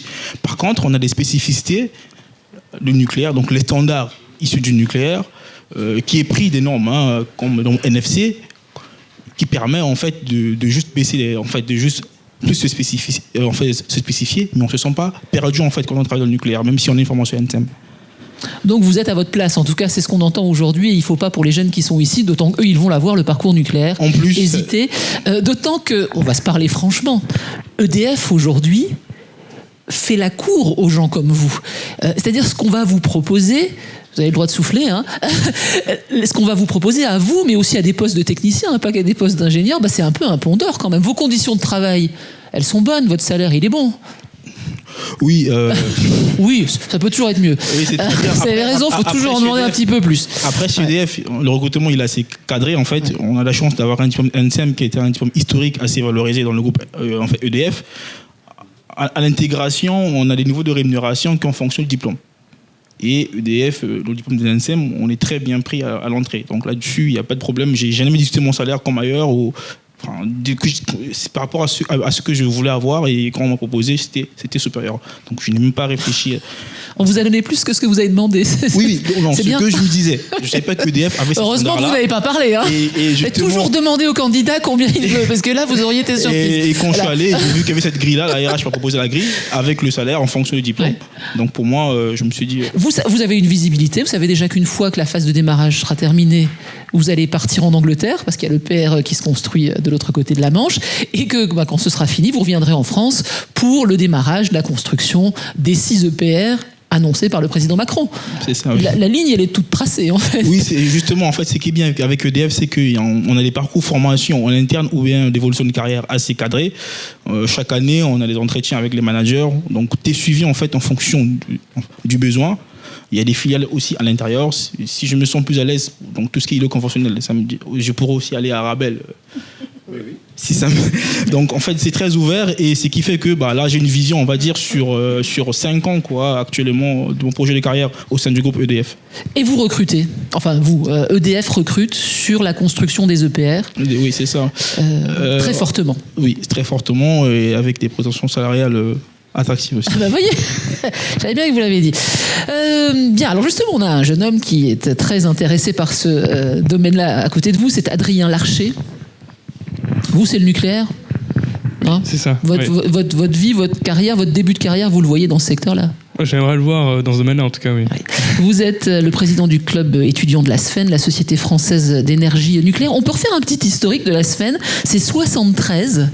Oui, c'est ça. Ça a été créé en 73 par des ingénieurs EDF qui avaient pour vocation et volonté de transmettre des connaissances, beaucoup de connaissances au grand public sur ce que c'est le nucléaire et sur l'actualité du nucléaire. Pardon de vous poser la question comme ça, mais c'est du militantisme ou pas ? Non, de mon point de vue, c'est plus une action d'enseignement et d'information. Aussi à votre niveau d'ailleurs. Aujourd'hui, alors je suis allé chercher les chiffres, c'est plus de 3500 membres partout en France, à tous les niveaux. On a des ingénieurs, on a des chercheurs, on a des étudiants comme vous qui s'engageaient au quotidien pour faire quoi ? Qu'est-ce que vous faites dans cette association ? Dans cette association, donc, elle regroupe 3 écoles de Nancy, les Mines, Géol et l'ENSEM. Et le but, en tout cas, c'est d'organiser des événements comme des conférences ou des tables rondes avec des professionnels du milieu. Donc, on en a fait une l'année dernière sur le mix énergétique en 2050. Et on en fait une la semaine prochaine sur les déchets nucléaires. Donc, le but, c'est d'informer le milieu étudiant sur le milieu du nucléaire et ses spécificités. Pourquoi cet engagement de votre part ? Pourquoi est-ce qu'en 2e année, aussi jeune, d'école d'ingénieur, vous avez décidé de vous engager dans cette association ? Vous auriez pu prendre une association plus cool, je sais pas, il doit y en avoir plein. À l'ENSEM. Je sais que assez tôt, moi, j'ai eu cette volonté d'être acteur dans le domaine de la transition énergétique et de travailler dans le domaine de l'énergie. Donc j'ai toujours été un peu en contact. En tout cas, je m'informais souvent sur l'actualité, sur ce qui se passait. Et j'ai aussi eu l'occasion de faire la visite du site ITER à Cadarache. Et donc tout ça, ça m'a donné une curiosité, une envie d'en apprendre plus et d'en savoir plus. Et donc quand on voit dans la situation dans laquelle on est aujourd'hui, au niveau du réchauffement climatique et de tous les autres problèmes liés à l'activité humaine, je me suis informé. Donc, quand on voit, comme l'a dit monsieur Olivier Le Galludec, qu'aujourd'hui 70% de notre énergie en France, c'est le nucléaire, qu'on a besoin d'une source pilotable, forcément, parce que quand il n'y a pas de vent ou très peu de soleil, et même avec les barrages hydroélectriques, on a besoin d'un apport d'énergie constant. Et que, au vu des scénarios RTE, même celui avec 100% renouvelable, il prend en compte une part de la sobriété très importante, ce qui rajoute des contraintes. On voit que la meilleure alternative actuellement, ça reste le nucléaire. Donc c'est pour ça que j'avais envie, pour vocation, de travailler dans ce milieu-là. Alors, pardonnez-moi de vous poser la question comme ça, mais j'ai l'âge d'être votre mère, Adrien, et c'est vrai que quand j'avais votre âge, travailler dans le nucléaire, c'était pas très sexy. Qu'est-ce qui fait qu'aujourd'hui... Alors, cette question, je vous la pose, mais je sais que votre mère, votre vraie mère, elle vous a posé la même question. Qu'est-ce qui fait qu'aujourd'hui, un jeune homme de 20-22 ans, qui est très attaché aux questions environnementales, vous l'avez toujours été, d'ailleurs, comme votre génération, s'intéresse et veut aller travailler dans le nucléaire. Elle vous l'a posé cette question, votre mère. Oui. Oui. Et au début, elle m'a regardé quand même d'un œil bizarre. Et après, je lui ai expliqué. Et on a écouté ensemble des conférences de Jean-Marc Jancovici, un nom qui vous est pas inconnu, je pense. Oui. Et on s'est tous les deux. Elle s'est rendue compte, en tout cas, que c'est pas parce qu'il y a eu quand même un grand moment où le nucléaire était assez mal vu. Et il y avait des a priori, pour moi, qui étaient dus au manque d'informations sur ce que c'était. Et donc, en s'informant, on voit que... Enfin, j'ai vu, et elle a vu, que on pouvait quand même être écologique et s'intéresser au milieu du nucléaire et le considérer comme une option viable, une bonne alternative pour le mix énergétique. Lucilou Ducar, l'image du nucléaire, elle a grandement changé. Alors, il a cité un nom que vous m'avez cité aussi, c'est celui de Jean-Claude Jancovici. Jean-Marc. Oui, pardon. C'est pas grave. Jean-Marc Jean-Claude. Alors, je vais dire un influenceur. C'est pas un influenceur, mais c'est vrai qu'il a quand même un petit peu ce rôle-là pour beaucoup d'entre nous et qui a fait beaucoup pour l'image du nucléaire. Je pense. Alors, je ne l'ai jamais rencontré personnellement, mais effectivement, depuis 2 ans, je vais à la rencontre d'étudiants. Dans les écoles de France et Navarre, on nous cite souvent son nom pour des personnes. Alors je sais pas. Aucun membre de ta famille ou de tes proches ne faisait partie de la grande famille du nucléaire auparavant. Vraiment pas. Vraiment pas, voilà. Et donc du coup, parce que soit on est tout petit baigné, j'allais dire, dans le nucléaire, et effectivement c'est quelque chose qui vient naturellement, mais il y a aussi beaucoup d'autres étudiants, d'autres collègues qui nous disent, en fait, je me suis rendu compte en me renseignant aussi, notamment sur les réseaux sociaux. J'ai vu des conférences de Jean-Marc Jancovici et qui m'ont fait dire, oui, effectivement, le nucléaire, c'est une bonne alternative. Je regrette qu'on m'en ait pas parlé plus tôt, parce qu'en fait, j'ignorais cela avant. Et effectivement, je voudrais avoir un métier qui a du sens, qui soit concret, et vraiment qui œuvre pour quelque chose, pour le climat notamment. Et donc, du coup, je m'intéresse à la filière nucléaire. Olivier Le Galludec, vous qui avez un petit peu, on va dire, de métier, vous avez vu l'image du nucléaire changer au fur et à mesure des années ? Catégoriquement, oui. Oui, sans la moindre hésitation. J'ai 2 enfants qui ont 30 ans et 26 ans respectivement maintenant. Pendant tout leur parcours, pendant toute leur scolarité, oui, le nucléaire était relativement mal vu, mais le charbon aussi. Très mal vu, le charbon d'ailleurs. Bon, alors après, il y a eu un retournement dans l'histoire. Je pense que malheureusement, l'actualité n'y est pas totalement étrangère. Allez, parlons de l'Europe cette fois. Quand l'Europe a voulu s'écarter du charbon, l'alternative logique, immédiate, autorisez-moi les guillemets, un peu facile, c'était le gaz. Ce qui nous a valu d'installer des quantités de cycles combinés au gaz un peu partout en Europe. Ça nous a fait beaucoup voyager, c'était très bien. Vous savez où l'Europe achète principalement son gaz aujourd'hui ? Avant c'était la Russie. Les événements, c'était à la Fédération de Russie. Je crois que la vanne est fermée en ce moment. Oui. Alors on fait quoi ?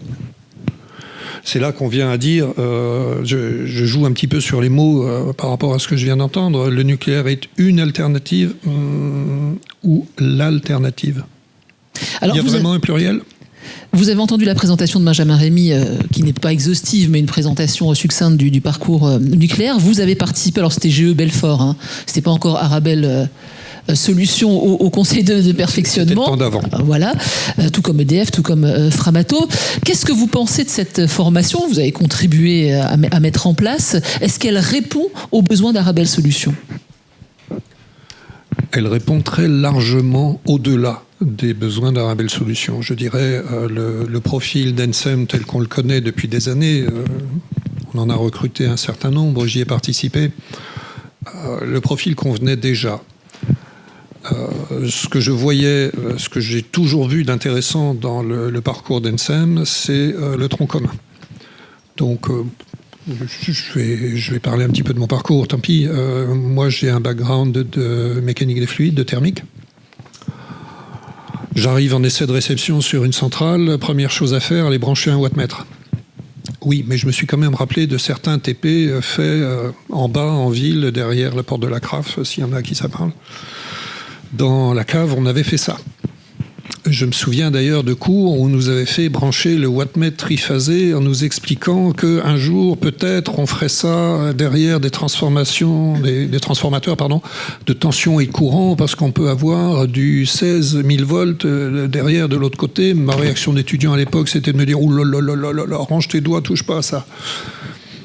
Et aujourd'hui, je suis l'auteur de la procédure qui explique comment faire en toute sécurité. Bon, voilà. Le parcours d'Ensem avait cette multidisciplinarité, je ne suis pas sûr que ce soit très français, qui permet de s'adapter très vite et de discuter, quelle que soit la filière qu'on a choisie en finale en 3e année, mais qui permet de discuter avec les départements de construction, avec les monteurs, avec les électriciens, avec les mécaniciens, avec les metteurs en route, comme nous avons un représentant ici, etc., etc.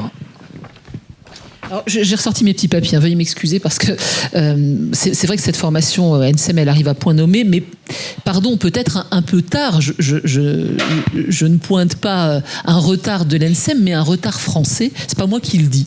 C'est le rapport Foltz, qui a 5 ans maintenant, je crois que c'était qui, Monsieur Foltz? C'était l'ancien PDG de PS. C'était qui? Peugeot, de Peugeot, oui, c'est ça. Je crois qu'il a 5 ans, hein, ce rapport Foltz, qui a été commandé pour tirer les leçons de la construction de l'EPR de Flamanville. Je vous poserai une question, Monsieur Étienne, sur les retards de Flamanville. Vous ne pourrez pas y échapper, forcément. Et donc, dans ce rapport très exhaustif, Monsieur Foltz pointe certains manquements. Et dans la liste, il y a, alors je lis, la question de la perte de compétences généralisée, qui s'explique en partie du fait de l'absence de construction de réacteurs nucléaires en France pendant une longue période d'absence, une vingtaine d'années environ, en particulier les défaillances dans les métiers techniques.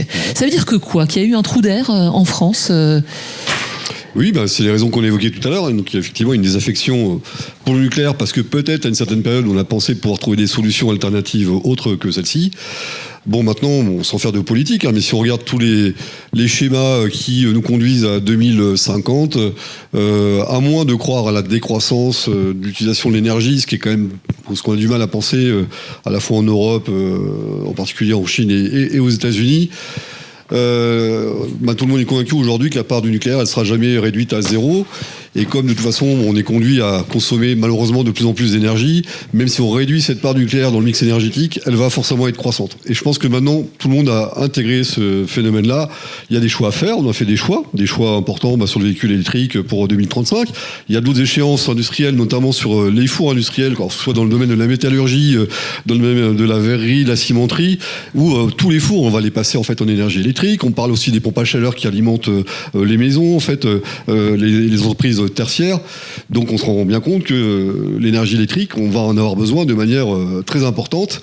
Et même, effectivement, si la part du nucléaire, l'énergie électrique produite par le nucléaire va certainement se réduire de manière relative, en absolu, ça va forcément augmenter, en fait. Donc je pense que, je suis assez content de voir que la génération nouvelle, qui va devoir relever ces défis et y trouver, en fait, des solutions, on attend beaucoup d'eux, notamment, même si on va les accompagner, les aider, en fait, là-dedans. Il y a tout ce qu'il faut aujourd'hui. Il y a Internet, il y a des rapports. Ils lisent les rapports, ils savent aussi les interpréter.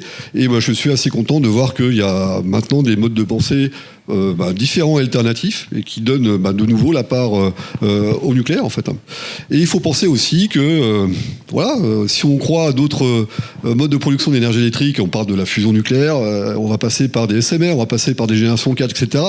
Mais on pense aussi, moi j'ai cet espoir-là en tant que scientifique, parce que je suis également chercheur, que c'est peut-être la solution pour sauver la planète, quoi. Voilà, donc, et pour arriver à ces technologies-là, il faut passer par des technologies intermédiaires, mais on n'a pas parlé, on peut en parler, on peut parler du MOX aussi, qui permet aussi d'absorber le plutonium militaire ou les déchets des centrales nucléaires, on va dire, classiques. Il y a beaucoup de recherches qui se poursuivent encore ici aujourd'hui, en fait. C'est-à-dire qu'après le parcours nucléaire, ils pourront faire une thèse, c'est ça que vous voulez dire. Exactement. Et alors là, moi, c'est pareil, je parle en tant que mon directeur de la formation, mais je suis aussi responsable de la recherche, c'est-à-dire que je fais le lien, en fait, entre les écoles et les laboratoires de recherche. Ils sont très nombreux ici au sein de l'ENSEM. Il y a au moins 3 laboratoires dans les 3 domaines d'activité qu'on a cités, en fait, tout à l'heure. Donc, il y a l'ENTA pour la partie énergétique, le GREEN pour la partie génétique, il y a en fait le CRAN pour la partie sciences de l'information, avec le lauréat pour la partie cybersécurité, en passant par l'M3 à Metz pour la partie matériaux. Et en fait, il ne faut pas croire que le nucléaire a été abandonné par les chercheurs. Voilà. Donc c'est effectivement... Vous financez des tests CIFRE. Ah oui, et nous-mêmes, chercheurs, moi-même à titre personnel, et je ne suis pas le seul au sein du LEMTA, on fait partie de gros programmes européens, notamment avec le CEA, où on travaille sur justement ces nouveaux combustibles nucléaires. Donc au niveau de la recherche, je pense qu'on n'a pas laissé tomber, en fait. Je pense que ça a toujours été présent, et ce qui nous permet d'être prêts ici aujourd'hui, parce que quand on est enseignant-chercheur, on est également chercheur, mais on est également enseignant, donc formateur, donc nous on est prêts effectivement à dispenser des cours auprès de nos élèves qui souhaiteraient dans cette direction-là. Et donc c'est pas surprenant qu'on soit capable de refaire peut-être l'histoire, on va dire, mais d'être de nouveau opérationnel en termes de formation, parce que la légitimité du point de vue recherche, on l'a pas laissé tomber, en fait. Je vais venir avec vous avec mon micro, si vous avez des questions à poser, vous levez la main, je voudrais juste entendre... Monsieur Étienne, sur les problèmes de l'EPR de Flamanville. On ne peut pas faire l'économie de cette question. C'est des problèmes de soudure, essentiellement. Dû à quoi ? Le manque d'historique, de savoir-faire, la perte de savoir-faire, c'était ça ? C'est vrai qu'actuellement, on va dire que la raison principale, parce que c'était pas que l'histoire des soudures qui a créé le grand écart, il y a eu plusieurs problèmes, on va dire. Même aujourd'hui, on a des aléas techniques dans le démarrage qui fait repousser les échéances de couplage au réseau, par exemple. Donc, c'est entre autres, mais c'est vrai qu'au fond, ce qui a été remarqué, c'est qu'il manquait vraiment en fait, des compétences. Actuellement, on n'a pas compris entre le dernier réacteur, c'était...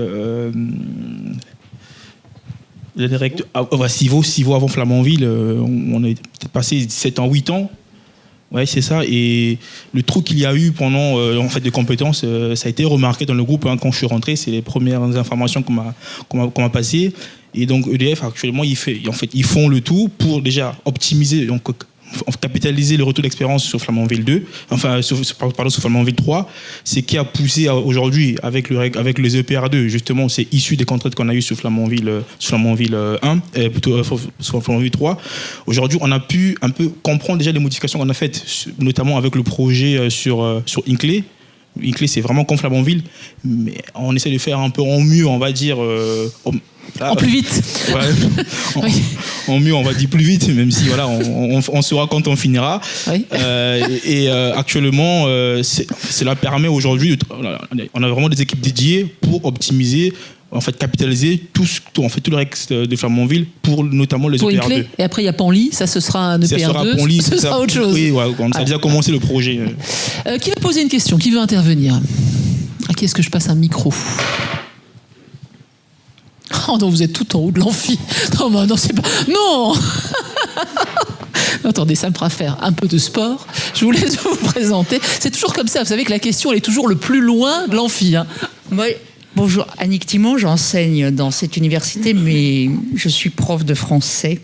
Je vais jouer peut-être un petit peu l'avocat du diable. Voilà. On est, me semble-t-il, un des pays les plus nucléarisés sur la planète, avec 56 réacteurs en capacité de fonctionner, me semble-t-il. Flamanville aurait dû être en marche en 2014, si ma mémoire est bonne. C'est à côté de La Hague. C'est ça, oui. Ah, il n'était pas né, oui. Mais bon, voilà. Donc, déjà, le budget a été multiplié par, 4, 5, 6, 7, peut-être 8, je crois. Et bon, alors, il y a eu les difficultés là, de la mise en marche du réacteur en septembre dernier.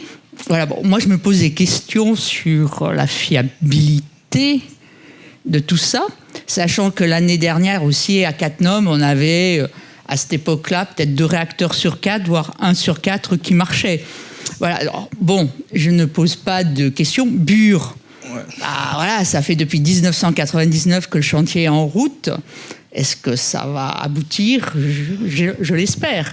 Bon, voilà. Bon, moi, Jean-Marc Jancovici, j'ai eu l'occasion de le rencontrer à plusieurs reprises parce qu'il est venu dans le cadre de l'UP2V, qui est l'Université populaire et participative de Vendeuvre, de venir parler de l'énergie nucléaire. Et j'espère que dans cette salle, tout le monde a lu Un monde sans fin, parce que je pense que c'est important de l'avoir lu. Et bon... Jean-Marc Jancovici, c'est quelqu'un que j'apprécie beaucoup. Hein. Il a été à l'origine du premier sommet altermondialiste en 92, le sommet de Rio. Donc c'est quelqu'un qui est profondément engagé dans la transition énergétique et qui a déjà alerté depuis 30 ans de la nécessité de repenser nos énergies. Comme j'ai dit, moi je suis de la partie construction, donc en exploitation, des contraintes qu'il y a eu, des problèmes, je n'ai pas forcément l'historique. En plus, comme j'ai dit, donc je ne maîtrise pas trop Cattenom. Par contre, sur Flamanville, je peux répondre. On va dire qu'en fait, des contraintes qu'on a eues, comme on dit sur Flamanville, actuellement, quand vous avez posé la question sur la fiabilité, c'est qu'on a su que moi, quand je suis arrivé, par exemple, je suis arrivé il y a 1 an, j'ai remarqué qu'il y avait encore des sujets d'études qui n'étaient pas finalisés. Au fur et à mesure qu'on évolue, les normes, sont mises à jour et on a des exigences qui augmentent. Donc on est obligé de mettre à jour. Ce qui fait que parfois, on est obligé il y a des systèmes qu'on a déjà finis, parfois des petits modules ou des équipements qu'on a posés, on doit par exemple reposer parce que parfois il faut se mettre à la norme qui est à jour, en vigueur, puisque le projet a aussi mis du temps. faut avouer. Moi, avant de venir sur Flamanville, j'ai travaillé dans mon parcours. Je crois que les enseignants de l'ANSEM, ils le savent très bien. Moi, j'ai une expérience précédente dans l'ON Gaz. Et j'étais très surpris de savoir que pour un projet aussi récent, on avait encore des systèmes, pour moi, qui étaient vieillissants. Justement parce que le projet il date. Donc quand moi je suis arrivé, il y a eu des mises à jour qu'on a faites. Actuellement, pour la phase de démarrage, c'est normal, on a des contraintes qu'on appelle on fait tout ce qui est lié aux aléas, parce qu'on est en train de faire fonctionner un équipement qu'on n'a jamais fait fonctionner. C'est des aléas techniques qui sont logiques et normales. On est quand même sur 1,6 giga, c'est pas facile de faire fonctionner un équipement comme ça sans pouvoir. Parfois il y a des systèmes, on arrête, il y a des fois, on a démarré Taishan, donc on va parler d'indicateurs de démarrage de Taishan. Flamanville, on le démarrait il y a longtemps, mais on a des contraintes notamment liées à l'ASN, donc qui nous obligent une certaine formalité, en fait, on va dire une forme de, en fait, certains indicateurs qu'on doit vraiment obligatoirement avoir, qui ne sont pas forcément, en fait, qui n'empêchent pas forcément le démarrage, mais qu'on est obligé de traiter avant de démarrer. Actuellement, donc, par exemple, quand je suis arrivé, on a des sujets qui nous obligent même de faire, si possible, de faire encore un repli de tronche, sachant que ça ne bloque pas la continuité. Et ça, on n'en peut rien. On n'en peut rien. Justement, cette fiabilité-là, dans le nucléaire, on pense d'abord aux intérêts. Donc l'intérêt qui est le public. C'est d'abord eux en premier. Il faut protéger les gens. Donc dès qu'on a une contrainte, on n'est pas obligé d'avancer, il faut arrêter. Taishan, on a démarré Taishan avec des indicateurs qui étaient orange, comme ici, mais ça fonctionnait. Puisque là-bas, c'est des décisions politiques en fait, de faire démarrer. Flamanville, on le démarrait longtemps. Pour moi, Flamanville, ça démarrait longtemps. Mais les sujets, en fait, on menace qu'on arrête ou bien qu'on puisse stopper certaines opérations qui ne dépendaient pas forcément de nous sur le terrain, en fait. Madame. Oui, et juste pour peut-être compléter et donner un exemple aussi très concret aux paroles d'Étienne, c'est que effectivement en France, on a une réglementation en fait de sûreté qui est imposée aux exploitants, notamment donc pour pas la citer l'ASN, qui effectivement fait de nous aussi un des pays les plus sûrs du monde en termes de réglementation nucléaire. Et l'un des retards aussi expliqués par Flamanville, alors déjà il n'y avait pas de pression à mettre sur le réseau Flamanville, mais c'était aussi l'accident de Fukushima et notamment les retours d'expérience issus de Fukushima. Donc pour toujours produire en fait en toute sûreté, puisque c'est ça le lead de l'exploitant, et aussi là je parle pour Framatome côté constructeur, c'est de toujours produire en toute sûreté, et donc du coup c'est de prendre en compte les REX de Taishan, les REX des autres EPR et bien évidemment du REX de Fukushima, ce qui a notamment contraint effectivement aussi du retard de ce fait-là. Monsieur, qui êtes-vous ? Bonjour à toutes et à tous. Donc, je suis étudiant actuellement à l'ANSEM, en apprentissage d'ailleurs, dans une usine pas très loin d'ici, chez Viessmann à Folquemont, et il se trouve que je bosse sur la thématique de l'énergie. Donc moi, la principale question que je me pose, c'est avec la construction grandissante de centrales nucléaires à venir, etc., est-ce que le prix de l'énergie va-t-il diminuer ? Premièrement, pour nous les particuliers, parce que c'est nous qui sommes impactés. Et deuxièmement, pour les industriels, dans notre cas, on a l'énergie qui a drastiquement augmenté entre l'année dernière et cette année. Et donc, ça remet en cause notamment d'autres industries. Donc, en l'occurrence, pour nous, les ballons d'eau chaude. Et donc, le prix de l'énergie est forcément un facteur qui est important de nos jours, mais surtout pour les années à venir. Est-ce qu'il y aura un jour des SMR qui remplaceront les chaudières Viessmann ? Ça aussi, c'est une question. Alors, on va y aller pas à pas. Et j'ai envie de répondre à la question par une question. Savez-vous dans quel pays d'Europe le mégawattheure électrique domestique, allez, on va dire les deux plus chers d'Europe, à votre avis, c'est lesquels ? Alors non, c'est le Danemark en premier. C'est le Danemark suivi de l'Allemagne. Le Danemark qui est le pays le plus éolien d'Europe. Bon, je crois que vous savez ma réponse. Détaillez un peu, allez-y. Alors, nonobstant toute considération politique, taxes, etc., il me semble que le nucléaire de grande puissance, les SMR, ça reste à démontrer. Le nucléaire de grande puissance fait partie des filières qui ont démontré que leur prix, d'une part, était continu, fiable, prévisible.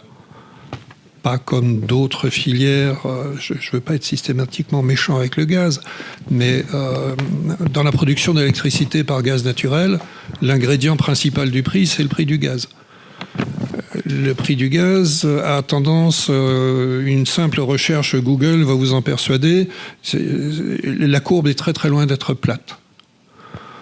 Aujourd'hui, le nucléaire, c'est des cycles longs, c'est plus prévisible, le prix réel, il est connu, il est disponible, c'est un des plus bas. Bon, en plus du fait que l'énergie soit pilotable. Après, pour revenir sur la question du combustible, guillemets, puisqu'on n'a pas de combustion, moi, ce que j'attends énormément de l'avenir, et ça, c'est pour vous, hein, moi, je serai parti en retraite, ce sont ces réacteurs innovants qui nous permettront, on a parlé du stockage, de nous... Alors, j'allais dire de nous débarrasser, ça, c'est du français lambda, qui permettront de valoriser l'uranium 238 que nous avons en abondance, qui a tendance à muter dans les réacteurs actuels en plutonium 239. Il y a un cousin de l'uranium, c'est le 234 dont on ne parle jamais, qui existe, qui est là, mais qui est fissible aussi. Et nous avons donc des stocks de plutonium 239 fissibles. Il faut des réacteurs à neutrons rapides pour pouvoir l'exploiter. Aujourd'hui, il y a deux débouchés pour le plutonium, c'est la bombe ou le stockage en profondeur. Si on revalorise, on s'affranchit de la question de l'imprévisibilité du prix. Une question de monsieur qui est ici, ce sera la dernière. Qui êtes-vous ? Bonjour à tous, Corentin, donc étudiant à l'ENSEM. Moi, je me pose une question sur ce parcours nucléaire et plus généralement sur la filière du nucléaire. Sur deux points. Le premier, c'est donc le discours de Macron à Belfort, on en a parlé. Ça reste un discours politique, pas de contrat signé ni rien. Et également l'économie qui va pas forcément en son mieux en ce moment. Les deux cumulés font que l'avenir du nucléaire, qui nécessite de gros investissements, a quand même sur ce point-là quelques points qui peuvent être effrayants, je trouve, pour un étudiant de s'engager dans cette filière-là. Qu'est-ce que vous avez comme certitude pour dire que le nucléaire continuera à être financé avec ce qu'il se doit pour développer cette filière tel qu'il faut ? Alors, Monsieur Etienne, il n'y a rien de signé, mais en fait, les 6 EPR, enfin, les lieux sont connus aujourd'hui. On a Penly qui démarre. Il y aura quoi, Gravelines ? Qu'est-ce qu'il y aura d'autre, Monsieur Etienne ? Penly, Gravelines, alors dans l'ordre, pardon, Gravelines, Penly, Bugey. Et Bugey, oui. Ouais. Je ne sais pas ce qui fait dire il n'y a rien de signé. Nous, il y a des équipes, je connais très bien le directeur de projet de l'EPR2 pour notre part. Ça fait 2 ans qu'elle travaille. J'étais au devis à Tours avec les équipes d'EDF. Alors j'étais fournisseur à l'époque, hein, j'étais General Electric Steam Power. Pour moi, le projet, il est en route. Il est très, très sérieusement en route. Mais est-ce que ça reste... Alors moi, je vais aller un petit peu plus loin dans la question de monsieur. Est-ce que si demain, on change de président, de couleur politique, est-ce que tout peut s'arrêter ? Monsieur Rémy. Voilà, faut jamais dire jamais.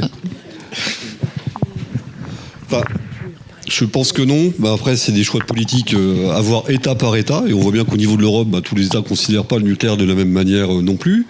Après, il ne faut pas oublier que aussi au niveau de l'Europe, l'énergie électrique, elle est quand même mutualisée. Donc il y a quand même des engagements, je l'ai montré tout à l'heure, de la Commission européenne en termes d'investissement financier. C'est clair, sur la table, je prends 50%, je flash ça sur le nucléaire et complément sur les énergies renouvelables. Donc en tout cas, il ne faut pas opposer l'énergie nucléaire aux énergies renouvelables parce que c'est pas du tout le but de la formation. Et à l'ENSEM, on va continuer à faire des énergies renouvelables, on va faire de l'hydrogène aussi et on fera aussi du nucléaire. Après, bon, bien sûr, le président de la République peut changer, on peut changer également la politique française. Après, ce qui est certain, si je me tourne vers mes collègues qui sont compétents en fait en sciences de l'information, en automatique et en contrôle, c'est que si vous voulez en fait stabiliser un réseau, notamment distribué, qui intègre les énergies renouvelables, eh ben moi on sait pas faire. Bon, moi je sais pas faire. Je pense que mes collègues chercheurs au CRAN et au lauréat savent pas faire non plus. S'il n'y a pas une source d'énergie maîtrisable et constante. Voilà. Donc de toute façon, elle sera toujours présente. Alors la solution, on en a parlé avec Olivier de Galuet tout à l'heure, c'est de demander aux voisins européens de le faire à notre place. Mais c'est pas parce qu'on demande aux voisins européens de le faire à notre place que ça n'existe pas. Voilà. Donc après la vraie question de fond et un petit peu scientifique et un petit peu philosophique, c'est de savoir comment on fait et comment on répond aussi aux demandes on fait de la population. Ce qui est certain, pour répondre à la question précédente, c'est que c'est sûr que l'énergie, de manière générale, quelle qu'elle soit, elle va augmenter, les prix vont augmenter. Voilà. Il faut bien aussi permettre à la population de se déplacer de vivre convenablement dans sa maison et de manger, en fait. Voilà, donc il y a des choix qui vont être faits, et les choix, ils vont être quasiment imposés. Alors après, il y a des scénarios qui sont aussi intéressants à regarder, de décroissance, c'est-à-dire que peut-être qu'on consomme trop d'énergie, nous, en tant qu'êtres humains sur Terre. Est-ce qu'on peut interdire certains pays de se développer pour que nous, on se développe, et est-ce qu'on peut interdire à la Chine de le faire, et peut-être aussi à l'Inde de le faire? Ça, c'est vraiment... C'est pour ça qu'il y aura des cours en 3e année de philosophie, d'éthique, etc. Parce qu'effectivement, derrière les questions scientifiques, il y a ces questions d'éthique. On ne va pas y répondre à titre individuel, ça sera une réponse collective. Aujourd'hui, quand même, il y a les pays européens qui se sont concertés. Vous voyez, il y a eu ce groupe de travail qui a réfléchi. La réponse, elle sera européenne. Ah, un tout petit mot, parce qu'on arrive à la fin vraiment très vite. Et juste Madame un Ducard. petit mot pour rebondir sur ta question sur la pérennité effectivement des 6 EPR. Chez Framatome également, on a, si ça peut te rassurer, plusieurs dizaines d'années de carnet de commandes plein en fait sur nos étagères. Si je puis dire, en 2023, on a un chiffre d'affaires d'environ 4,1 milliards d'euros. Ce chiffre d'affaires seront reconductibles, j'allais dire, d'ici les prochaines années, du fait notamment de la signature via EDF de la fourniture des chaudières nucléaires pour ces EPR2. Et j'allais dire, et enfin, quand bien même, le parcours du nucléaire vous forme, en fait, on l'a dit, à plusieurs grands domaines techniques, la génie mécanique, les génies électriques, la cybersécurité et le contrôle commande, ce sont des métiers, des matières, des domaines de compétences que l'on retrouve dans n'importe quelle filière industrielle. Moi, c'est un peu le terme aussi l'idée que je voudrais développer. Monsieur Le Galludec, ici présent, l'a dit aussi. Il a commencé sa carrière en fait dans d'autres domaines d'activité. Pour autant, ses compétences, en fait, il les a conservées et elles lui ont été utiles. Donc, voilà, ne pas se mettre de barrières. Merci à Lucille Ducard de Framatome. Merci beaucoup à Olivier Le Galludec, Arabelle Solutions. Je voudrais vous dire un très très grand merci à Kounda Etienne, parce qu'il a été prévenu un peu tard. Il est venu en voiture depuis Flamanville, alors qu'il a la tête dans le guidon en ce moment, parce qu'on est dans la phase de démarrage. Donc vraiment, merci beaucoup à vous de vous être déplacés jusqu'ici. Merci à Adrien Larcher et merci à Benjamin Rémy pour la présentation de ce parcours nucléaire. Le mot de la fin pour Jean-François Pétain, le directeur de l'ENSEM. Alors je sais que le mot de la fin sera court. Très court. Voilà. Bien, je remercie effectivement tous les intervenants aux présentations, à la table ronde. J'espère que ça aura pu porter un petit peu un éclairage sur ce que l'on souhaite faire à l'ENSEM, que ça aura répondu à un certain nombre de vos questions. Et donc, pour faire court, s'il y a des questions que j'imagine peut-être encore nombreuses, je vous propose de discuter et d'échanger autour de ces thèmes dans la galerie, donc autour d'une petite collation, d'un petit pot qui est organisé en bas, donc à l'étage en dessous de l'amphi. Merci beaucoup à tous.